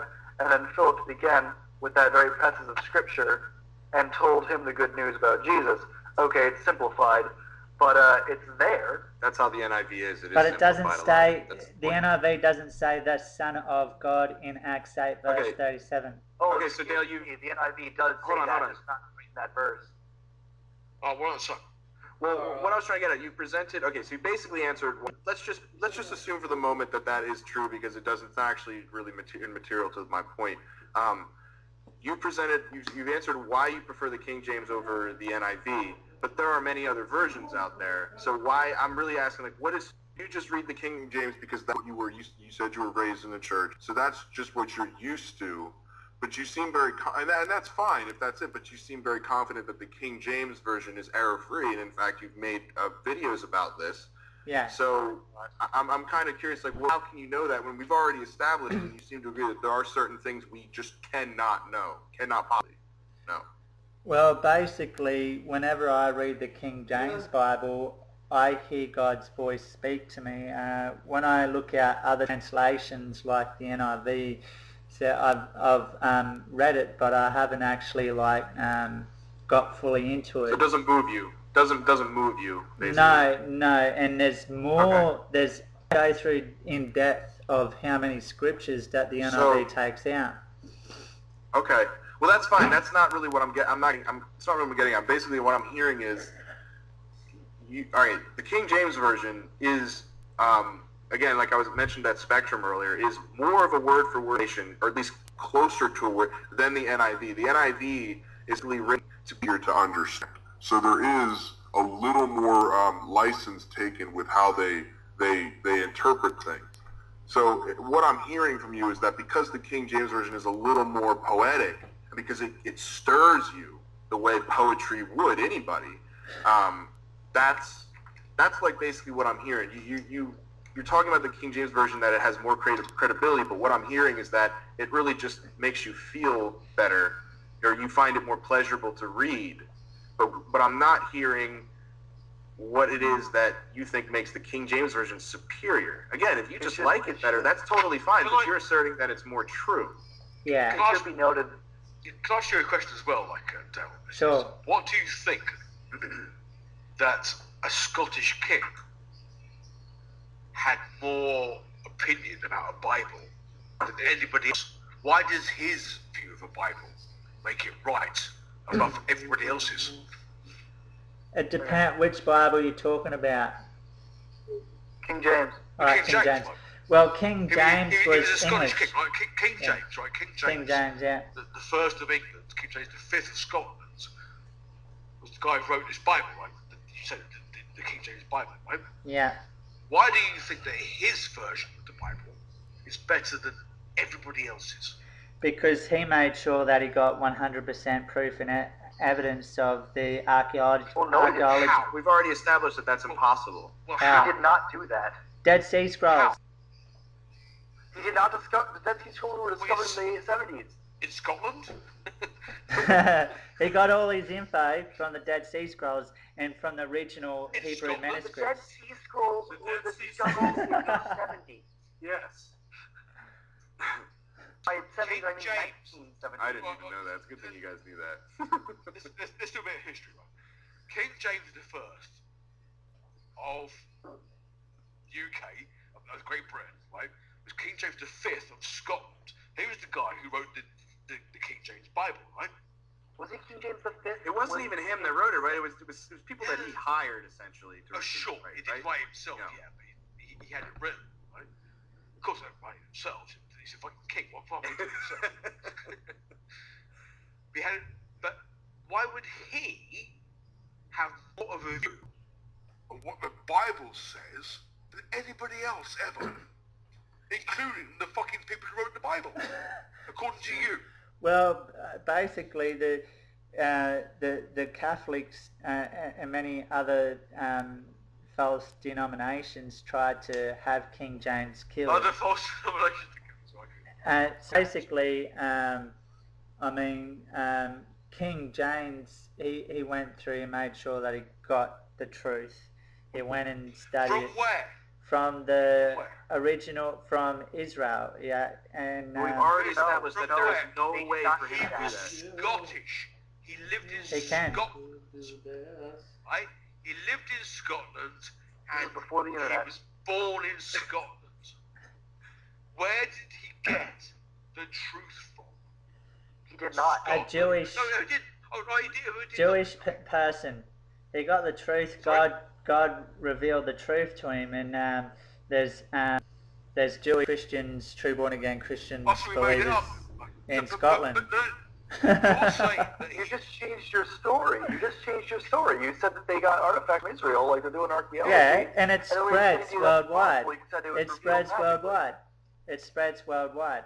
It's almost as if you're making it up as you go along. I'm not making it up because All right. you haven't provided any sources of your claims to back Yes, I up. have. Yes, I have. King James No, I'm talking about James.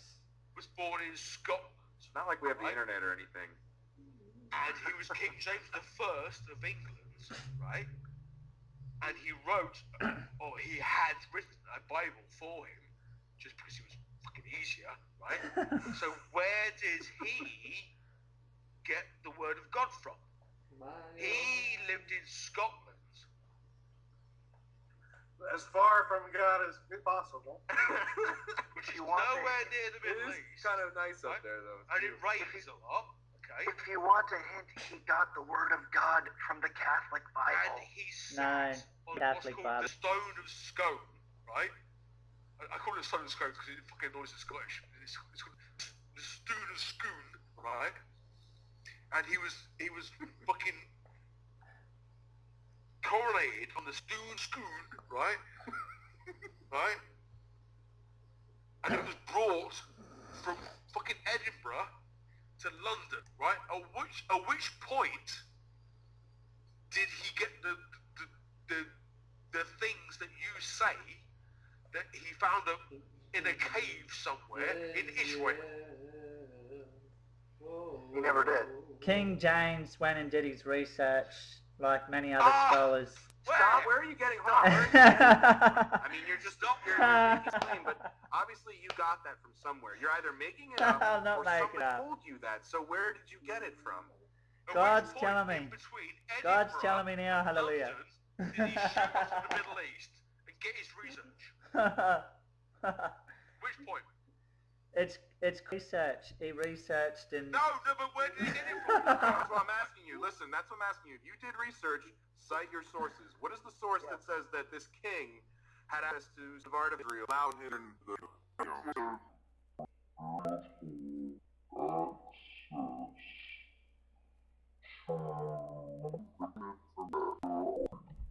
You are saying that this is research, so either you just pause or you have some research that you can point to and say, that's where I got that from. We all have internet in front of us, so if you're saying research, point us in the direction. Because it's not on us to prove your claim is false. It's on you to prove your claim is true, or at the very least, point where you get it from. If you'd like, I'm more than happy to provide a source for any science claim that I will likely make, if that makes you feel better. Do you know what they got? You know there was an English Bible before the King James. It's called the Great Bible. It's literally called the Great Bible. And that was the first authorized Bible printed in English after Henry, good old Henry Tudor, split from the Catholic Church and made a church. Even that, with the King James space, that is off the Tyndale Bible, I think? The Tyndale, that's yeah, and, isn't the Tyndale fake, too? And, that's what they got that from. And I'm sorry, that's where there's the word, no, sorry. The Tyndale's there, there's oh, bloody hell, what's it called? Well, it was the Tyndale Bible. It was the Tyndale Bible that had the sources. They had access to Greek Hebrew text. The King James did not. The Great Bible did not. So hearing that, hearing that and not really having intimate knowledge of what you guys are talking about, I think, well then why isn't this, why have I never heard of this Old English translation? Why is the King James now more, I believe it's the most popular version. Oh yeah. So I equated. Like not even on the chart, like I'm just looking for the chart because I don't really, not a Bible scholar. If that's not on here, see, I don't know dick, so I'm thinking the Catholic Bible's not on here either. I always wondered about that, but my mom always told me that it's like totally different. That's a separate subject. It's focused.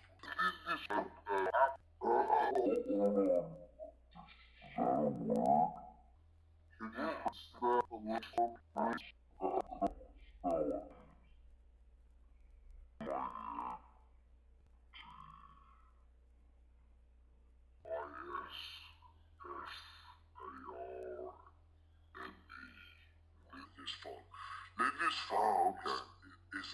Is an island off the kind of like northeastern coast of England. Okay. Where some of the oldest Gospels are written from, right? There's nothing but King James stuff in there. There's nothing at all. But they're early Christian kind of 8th century, 9th century Gospels.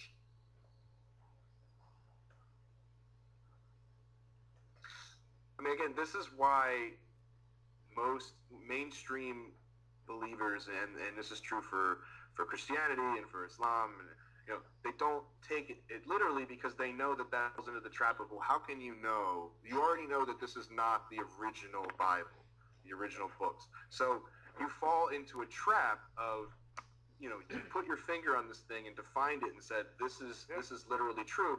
And so then you open yourself up to be very easily disproven. Whereas most, you know, mainstream believers, they take the Bible in a sort of metaphorical sense. You know, it really depends on the story, but take almost none of it as literal truth, because then it sort of takes away from the possibility of it being, like you said earlier, kind of poetic and beautiful. And if you look at the Bible as a thing that is poetical and beautiful, then it is poetical and beautiful. And it is. And it's lovely, right? But just don't mean that you have to, like, beat up gay people for it, you know?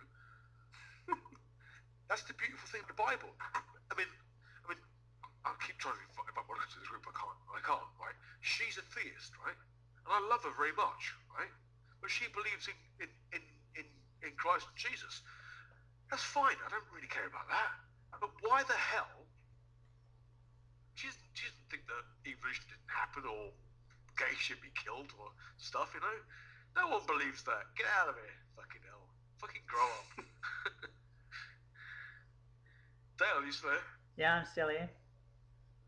So you understand why the King James isn't this perfect thing. It's a translation of the Great Bible, which is a transliteration of the Tyndale Bible, and the Tyndale Bible had access to Hebrew and Greek texts. And don't even get me started about the Hebrew-Greek texts, because there are versions of them too, and most of the versions we have are scraps. So James, I have a question. Sorry, go ahead. So James, you agree and believe that the King James Bible has the original Greek and Hebrew manuscripts? No, did you listen to what I said? Yeah, we're talking about the King James with having. Did you say that the King James have the Greek and the Hebrew? No, the Tyndale Bible has that. The Tyndale is a couple hundred years older than King James. Before the King James, there was the Great Bible, and the King James takes most of its content from the Great Bible, which is another English version that disappeared pretty much when the King James took over. But the Great Bible is based off of the Tyndale Bible, and they disprove in Greek. And I'm sorry, the Hebrew and Greek texts are not this. There is no, do not have the Bible in its original language. The versions that we have are 2,400 years old. And most of them are scraps. Most of them are... Isn't the Dead Sea Scrolls like the old, that hurts on like the oldest we realized? Yes, that's I can remember some things from the idea is the Dead Sea Scrolls are post-Isaiah. What they mention that happen in Judges, things that happen in Samuel, it's, the Dead Sea Scrolls are weird. It's not really the Bible. So they can find a basis for certain biblical passages in them, but there's no direct connection. The oldest texts we have, the oldest scraps, seem to be from Job. The book of Job. Okay. Oh, yeah, okay, I've heard that, Or at least they're talking about something similar. It might not be the same story, because those aren't scraps. When I say scraps, I mean it's really pathetic. A couple maybe. There's a connection there that you could make a kind of like... Yeah, I don't doubt that. I don't doubt the oldest book is Job. I don't doubt it. Some do, but hey, I'm not a Bible scholar. Like Dale, what I've been kind of trying to get at is obviously, or at least I imagine you've had some kind of conversation with yourself about why you personally will stand out from the mainstream of your belief system on yourself to prove these things as true and to take your book literally. I assume you might not every, like I said, that's not the mainstream, and I doubt that even though you were part of a Baptist church, I doubt even they would necessarily take it literally unless it is specifically a fundamentalist church. So I want to know, like, what is it that you have told yourself, or how do you reason it to yourself that you take this literally, and that the majority of the followers of your religion are not essentially doing it right? Well, how I take it literally is I pray, and God directs me. No. I mean, why do you take it upon yourself to go a step further? Because like I've said multiple times, you're not part of the majority of even the pattern of belief. Like most believers of theism do not take their holy scriptures absolutely literally. You choose to, and then further than that, you attempt to prove. What is it that you have said to yourself, that you have taken this upon yourself to do this? To do that is... like, why is mainstream belief taking the Bible as a sort of metaphor or poetry? Why is that not sufficient, I guess, is the best way I can say that? Well, basically, can you be more specific, like mainstream, like what are some of the doctrines can you describe? Okay, you said that you take okay, let me just verify. You take the Bible, you believe every word of the Bible literally, word for word as being absolute truth, yes? Yes. Okay, that is not how most Christians view the Bible, especially the Old Testament. I cannot emphasize that enough, especially A lot of the New Testament too. The crazy. A lot of New Testament too, but like I said, there are tens of thousands. It's hard to you have like the most general pattern, but in the most general sense. Can I try and re-qualify the question? Mm-hmm. Are you asking Dale, do you take the Bible as an allegory or as fact? All of it. Well, he seems to have answered that. That he said, I asked if he takes it word for word as literally true. Sure, but he has said yes. I don't think he understood that. Okay, now Dale, correct me if I'm wrong. You said you take the Bible. In other words, I mean, you said that you believe the Earth is about 6,000 years old, which means I assume you take the Genesis story as literally true. Yes. Yes. Okay, that's what I'm getting at. Most Christians do not take Genesis as literally true. I mean, not, for obvious reasons, mostly. I mean, there are a lot of things in Genesis that we can readily prove are not true. But the more important fact is you have taken it upon, within your belief structure, you have taken it upon yourself to go a step further and say, I'm not going to be like most believers. I'm going to take this as literally true. Their level of belief is not sufficient for me. Does that make sense? Well, I'm trying to understand why that is for you. What is it in your mind that you have to take it as literally true? Because that you're in the minority there. Well, I'll get into a little bit of discussion about some other people who profess to be Christians. Like, no, just answer that question. Yeah, I'll answer. I'm just asking for your personal thought process. My personal thought process is that that I believe that the whole King James Bible is God's inspired word, and that it needs to be interpreted correctly. And there are some people that don't interpret it. Consider this. After all I've tried to explain to you, you still think the King James Bible is this perfect thing that was descended from the clouds. It's a copy of a copy of a copy. Well, hold on just a sec. Dale, you okay.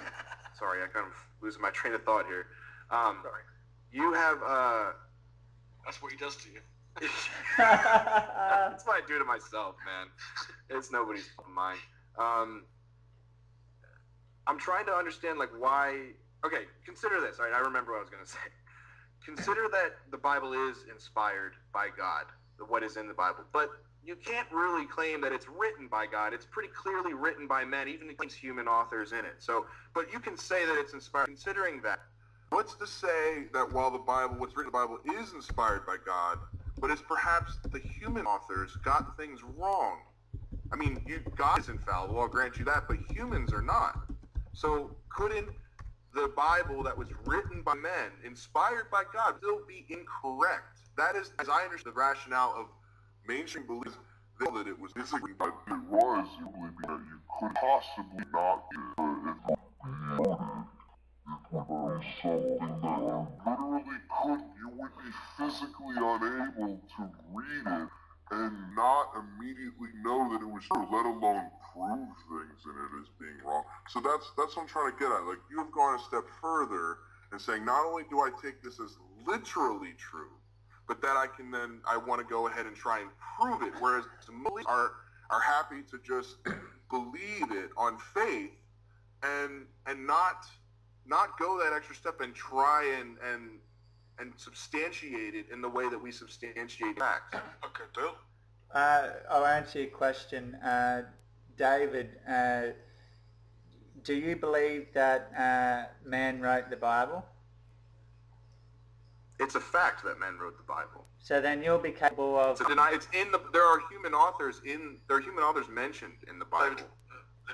So then you, David, will be capable of believing and having trusting and having faith in 2 Peter 1 verse 21. For the prophecy came not in old time by the will of man, I'm not capable but of having holy faith. men of God spake as they were moved by the Holy Ghost. There you go, you believe the Bible now. Welcome to Christianity.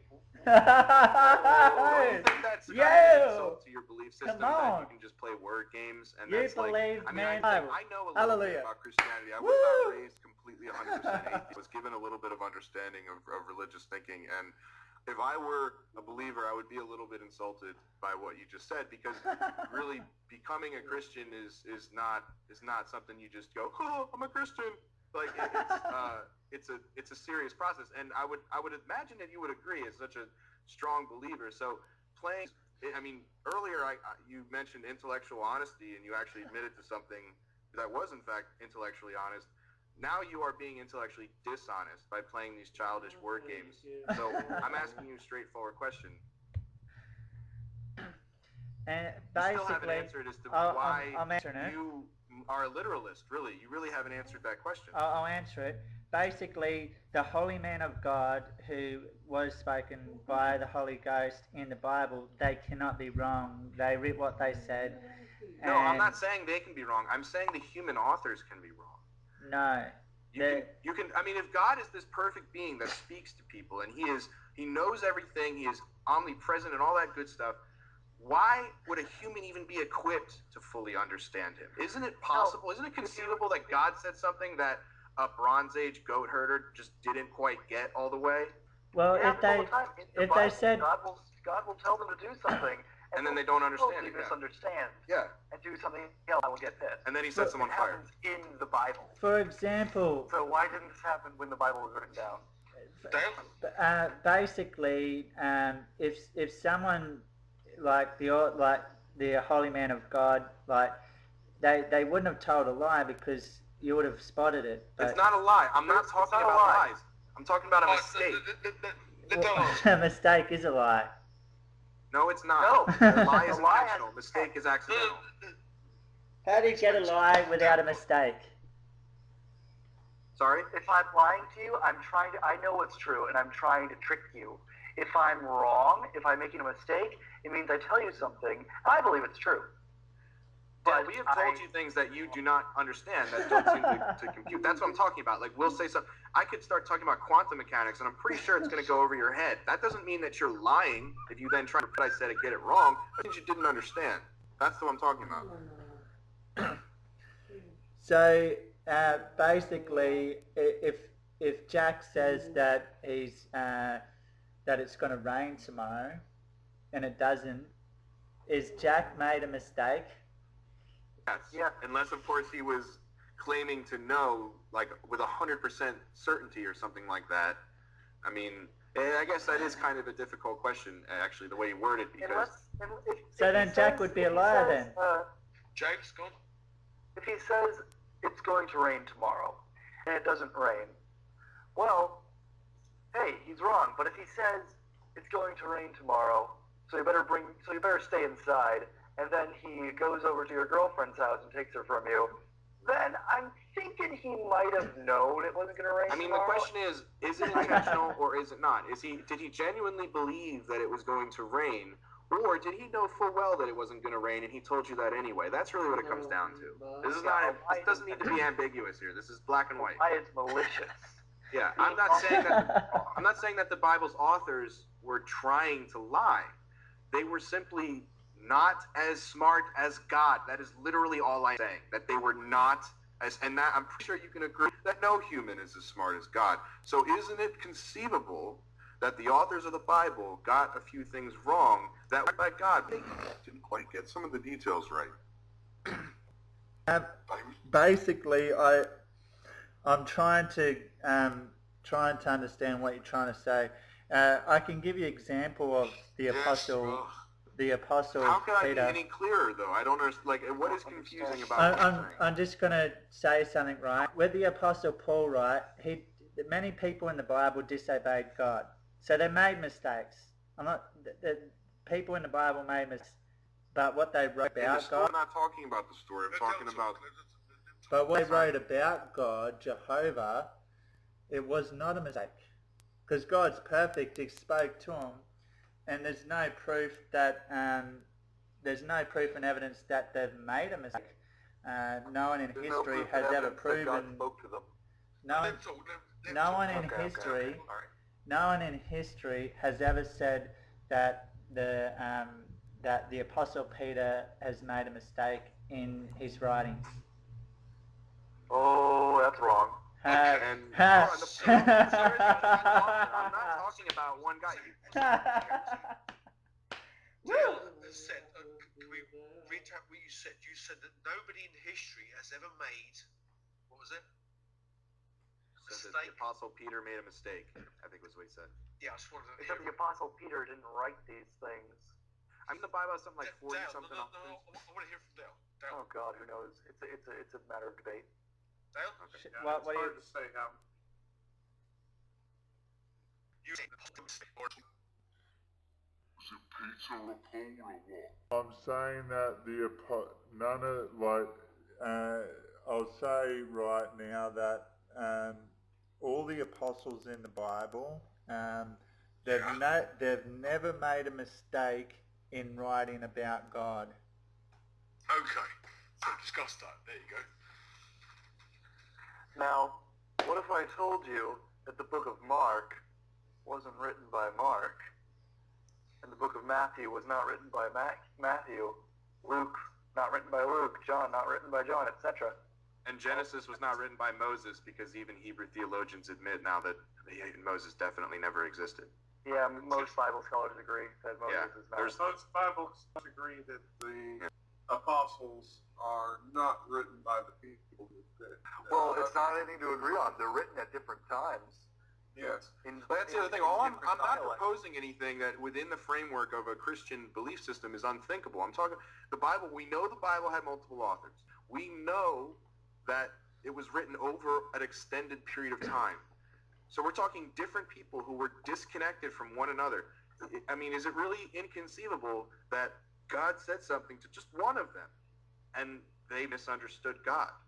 We're also talking about stories that were passed down orally before they were written down. Yeah, that's the other thing Absolutely, too. yes. Oral tradition, yeah. I just got a question to ask. Can you please answer the question, Dale? I've asked it like a number of times now, and every time you try to ask another question, why?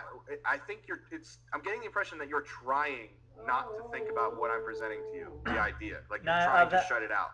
It's a very simple idea. I've answered your question because what you're trying to... Dale. So your answer is no. You cannot possibly conceive of that. But what I'm trying to do is I'm trying to move the conversation on, right? But I'm trying to pick up different points, okay? So if somebody asks you a question, Dale, you should answer it, okay? Yeah, I'm trying to answer it. So don't ask another question, right? Can we restate the question?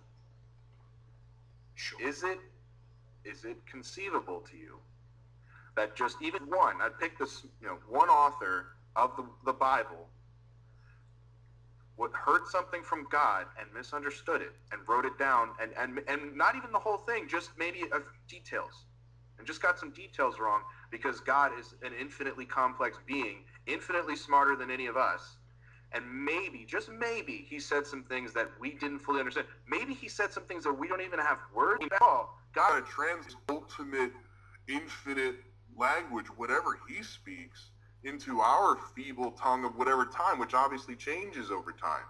So when God speaks to you, he speaks in English. But when God spoke to the authors of the Bible, it was Aramaic or whatever. So there may not even be words in their language for something that God was trying to tell them. So if I paraphrase, David, your question to Dale is... It's a pretty neat point. Is it possible that the people who wrote the Bible misinterpreted the Word of God?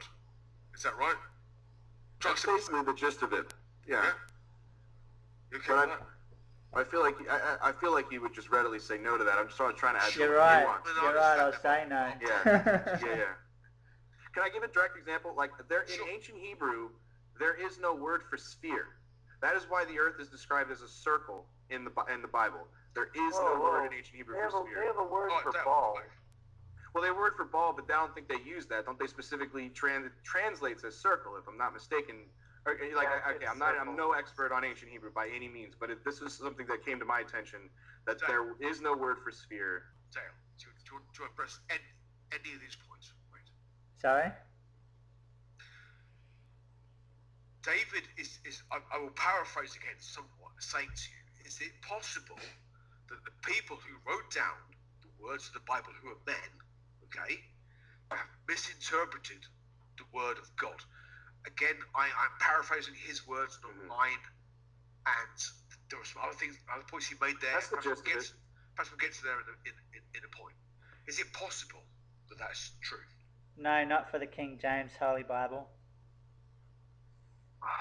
Why the King James? Why not Tyndale Bible? Yeah. Inconceivable. That's The what I want to know. I NIV feel like for you're the- underestimating God. That's I'm what not. that's what kind of gets me. Is I feel like you're You said that. overestimating human ability and underestimating God. You said that. So Dale, I'll put David's point to you that he is saying that if God is all powerful, he can make the people write down the right words. Maybe he can, maybe he can't even. Who knows? Sure. If the words don't exist in the language, don't exist. That's kind of my point. Like, what if he said to a Hebrew back who was writing Genesis or whatever that the Earth is a sphere suspended in space, and instead his primitive brain interpreted that as being it's a circle held up by pillars in a great cosmic ocean. Or I'm paraphrasing from the Bible, but you know what it says. It doesn't say that the Earth is a sphere in space. In another way, Dale, what I would ask you is why can't God, when he writes his holy book, immediately make everything very clear to everybody on the planet? Why does it have to be clothed in allegory or things that can be misconstrued? Why did King James even have to go to all the trouble? Why do you have to have different versions of the Bibles? Why did a Scottish king have to write a different version of the Bible? Did King James? He only wrote the King James Bible. He didn't have any other Bible. He went off he had the Great Bible. He had the Great Bible.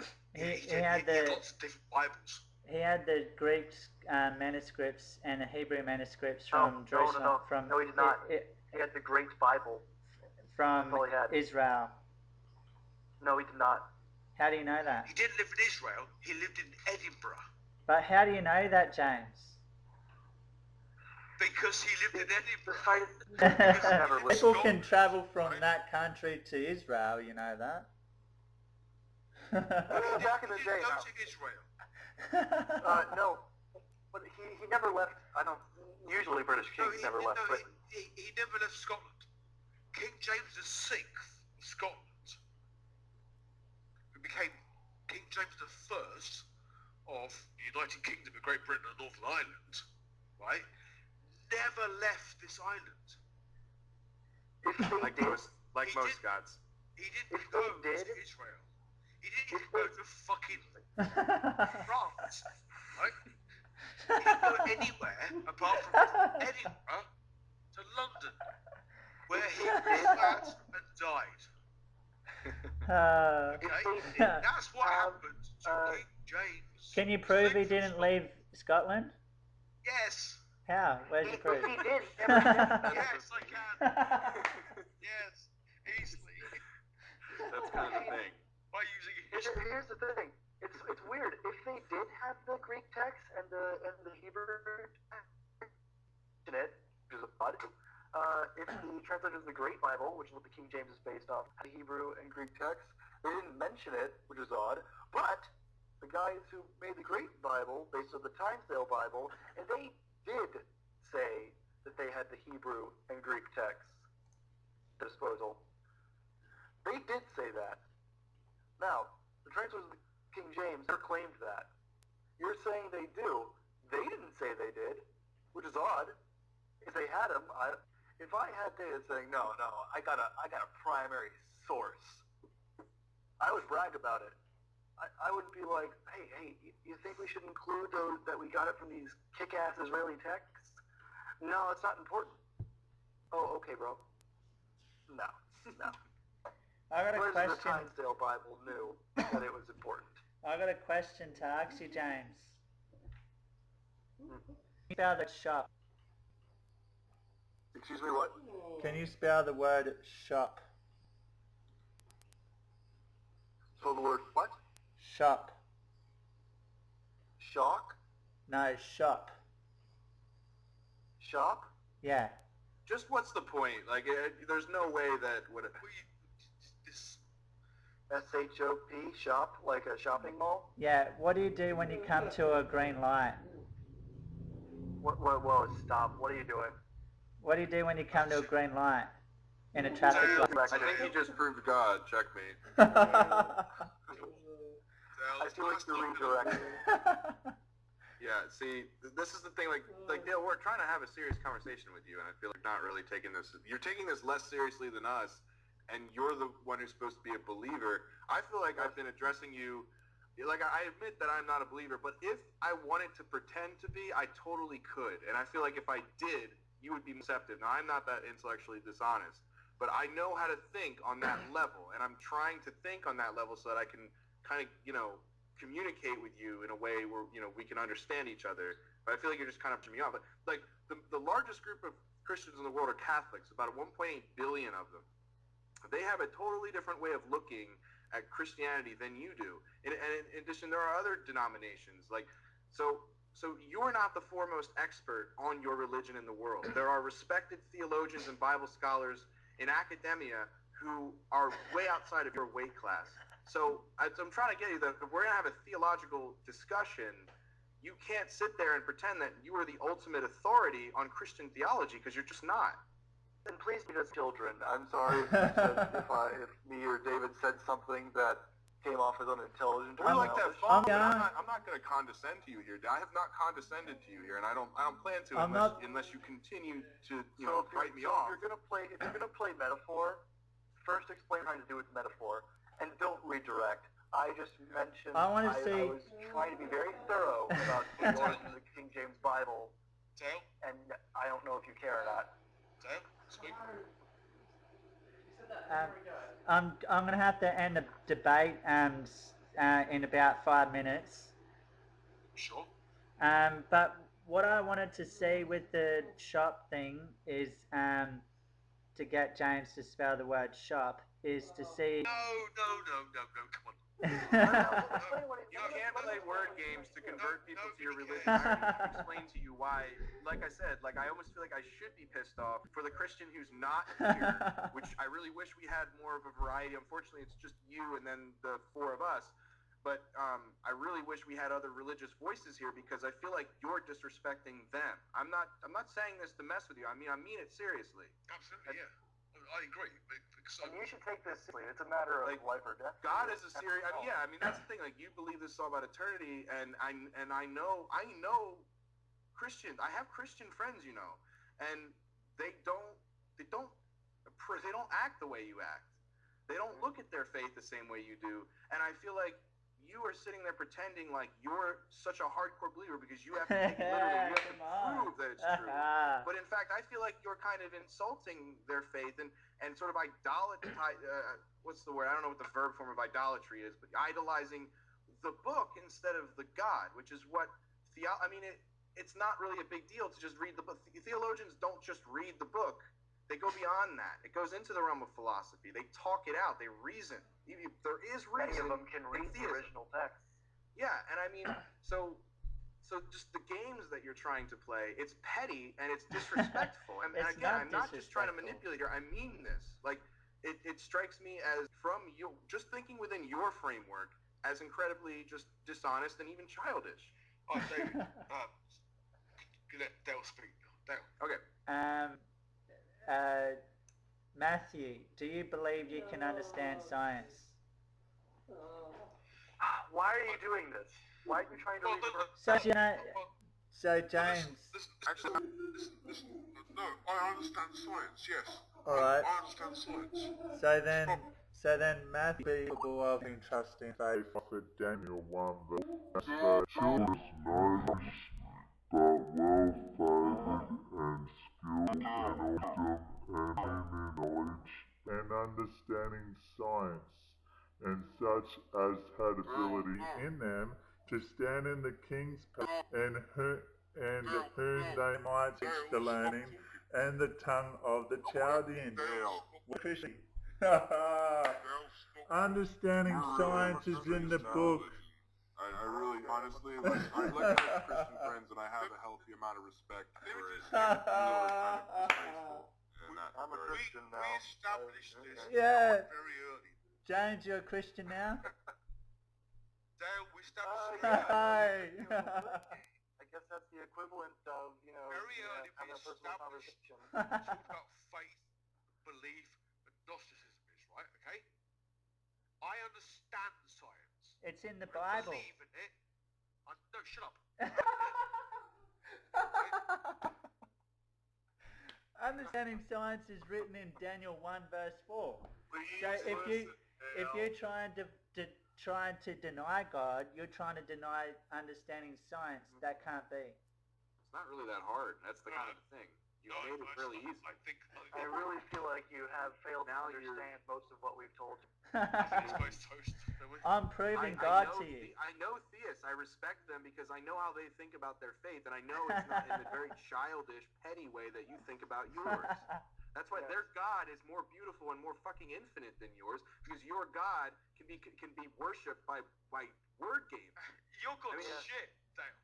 But I'm not the one getting frustrated and swearing. God is this fucking yellow vest. That's a word game. And your hairy chest. That's where your God exists. You don't really have a God. What you have is a fucking fear in your head. You go, your God, I thought really think seriously. You have to repent for your sins. You have to take Jesus into your heart and love him and make this telepathic connection. And you're playing these childish little games. Like, you're a Christian now. Sorry, that's my off. That was not. Sorry. It's late. That was a full accent. He likes spaniels. Sorry. But I'm not the one swearing. Right now. I'm not the one is not swearing. respected by anybody in the mainstream of his religion because he plays the kind of petty childish games that you're playing right now. It's unbecoming. True born again Christian believers prove you want the to Bible. convert people to your religion, right? I don't understand. That's my job. Why I convert. are you behaving in such a way as to do the exact fucking opposite? The main thing is my job is to convert you guys to Christianity. And you're doing a shit job of it. That's what I'm trying to tell you. I doubt that. I understand Christian belief, and you are doing a shit fucking job of it because you're trying to take the easy road instead of maybe just using that brain that God gave you for 5 seconds. You said God gave me. You're no longer an atheist. Checkmate. Because yeah, come on. Understand you. And then you just laugh because it doesn't mean anything to you. Your religion is a joke to you. That's what you're telling me. And it kind of is disappointing because I feel like your religion is less of a joke to me, a non-fucking believer, than it is to you. If you because you're trying to wrap your head around that fucking thought, does that tickle you a little bit? Well, here's the thing, is that you're failing. You call yourself, right, on your YouTube channel, right, was it evangelist prophetizer of whatever it's called. Evangelist. That's it. That's what you call yourself, right? But you're not.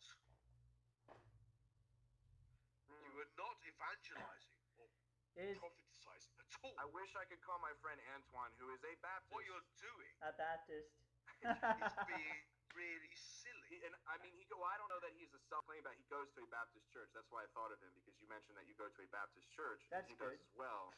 And I respect him and I respect his intelligence. He's a friend of mine. And I would love to get him in here and get his thoughts on the way. I mean, I wouldn't have this conversation with him. We don't really have that kind of relationship. But just food for thought. I wish we had some genuine Christian voices. If I were more of a dishonest person, I could have easily just led you on from the beginning so that I could actually engage you in a way where you would take me seriously, but you're just sitting there and laughing and not taking me seriously as what you're supposed to understand as another child of God. But I have a better understanding of your God than you do. That's what I'm trying to get at. I also have a better understanding of your religion than you do. I'm really getting the feeling that I have more respect for it too. Like for you, it seems to be all about you.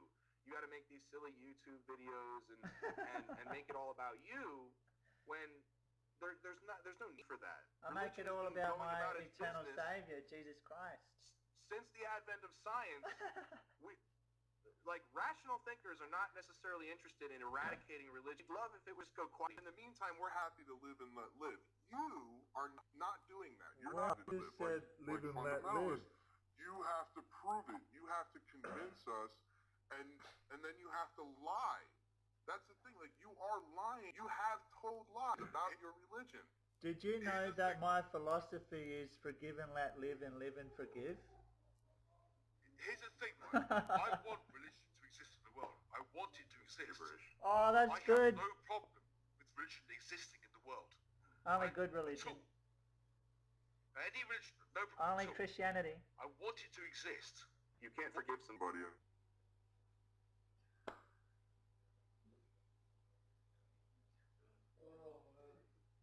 The one thing that you're all gonna agree on is that you're always gonna talk about God before you start. Already done it. We kind of do it despite our attempts to be reasonable, but we haven't respectful.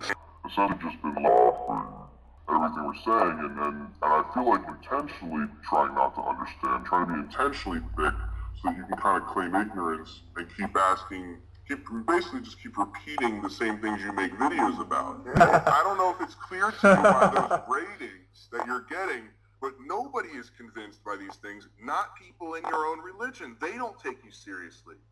Then why are you trying so hard to go against? Another against? theist here, like a more mainstream theist, of which most of all religions are made up of, they would not be taking you seriously, and I think you might be a little more inclined to care about what they think. It's clear you don't care about what we think, and that's fine, but right here we're sort of taking a temporary moment where we see each other for a little, so we can have a rational discussion. And you seem to be the one, even though you're supposed to be the man of God, you have not taken that route. You're not a man of God. I'm going to have to get going, but before I leave, I'm going to leave you all with this one. You're always going to talk about God before you die. You don't understand God. You're going to always talk about Him. To me. You're always going to talk about how Him. much you understand. So you cannot be atheist. Yeah, I mean, you don't. Because you don't you're even always have going the to talk about a linguistic God. capability to understand. My That's what I God. mean. You're a perfect representation of the same Bronze Age savages who wrote the Bible. If God spoke to you, fucking rest assured you would misunderstand Him. You can't understand us half the time. So what makes you think that you have even fucking inkling of what God has to say? How arrogant. My God. Fucking take a look at yourself and maybe take some moral inventory because no, that's part of religion. All right, well, let's go. Let's go. I'm going to end the conversation now. Thanks for taking up the challenge, Matthew. I'm not entirely sure I did have a challenge. I think I ended up kind of sharing this a little bit. Yeah, and with the others, You still didn't answer any of the questions I asked you. Went better than I expected, But though, then I have you to admit. never did. And you never do. I'm surprised it made it this far, to be quite honest. I'm kind of just pleased that it made it, that we've been able to for 2 hours, because I'm surprised it went further than it. It's nice to meet you. Right, you have a good time. Richard, David, James. Yeah, this is like the next level. Internet friends. And next time we debate, Right, Dale, next time you want to do this, right? We'll do a one-on-one and we'll get this admins and we'll have.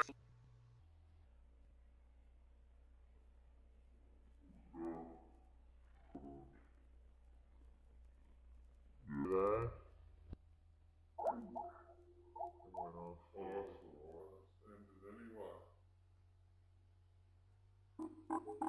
Hold on.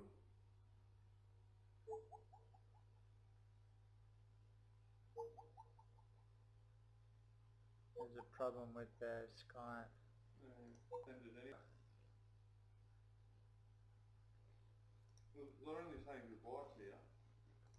Oh, Don't exist. I was trying to get Monica in it because Monica's a theist, right? But she's Yeah. a rational theist. Exactly. Monica. That's what you want. I know of a group you said Jesus Christ. well moderated, and we have Woo. a little more. I say Jesus Christ all the time. Like I said, I had a little more religious upbringing. I was not raised atheist. I was Whosoever raised secular, calls is the way I would upon the describe it. Lord shall be saved. Religion was explained to me, Christianity was explained to me, but I was not raised in church. I went to vacation Bible school as well as a child. No Sunday school though. No CCD or any of that shit. I'm just really happy to have found you guys. Alright, I'm gonna get going. Yeah, I say bless you too when people sneeze. Does that mean I'm a Christian now? I'm gonna get going now. You are, that's why It I'm was good talking. See you next time. Bye. Good night, Dale. Dale, I hope we haven't disrespected you. I hope I have. Well, we have. I'm kind of indifferent to that issue, to be honest. There is another group. There is another group with creationists of a better stock. They're, as thick-headed as creationists Oh, they're all are. thick, but they're willing to talk and not like they can understand and speak English in a way that allows a conversation to flow. I'm gonna go now. Yeah, bye, Dale. Bye.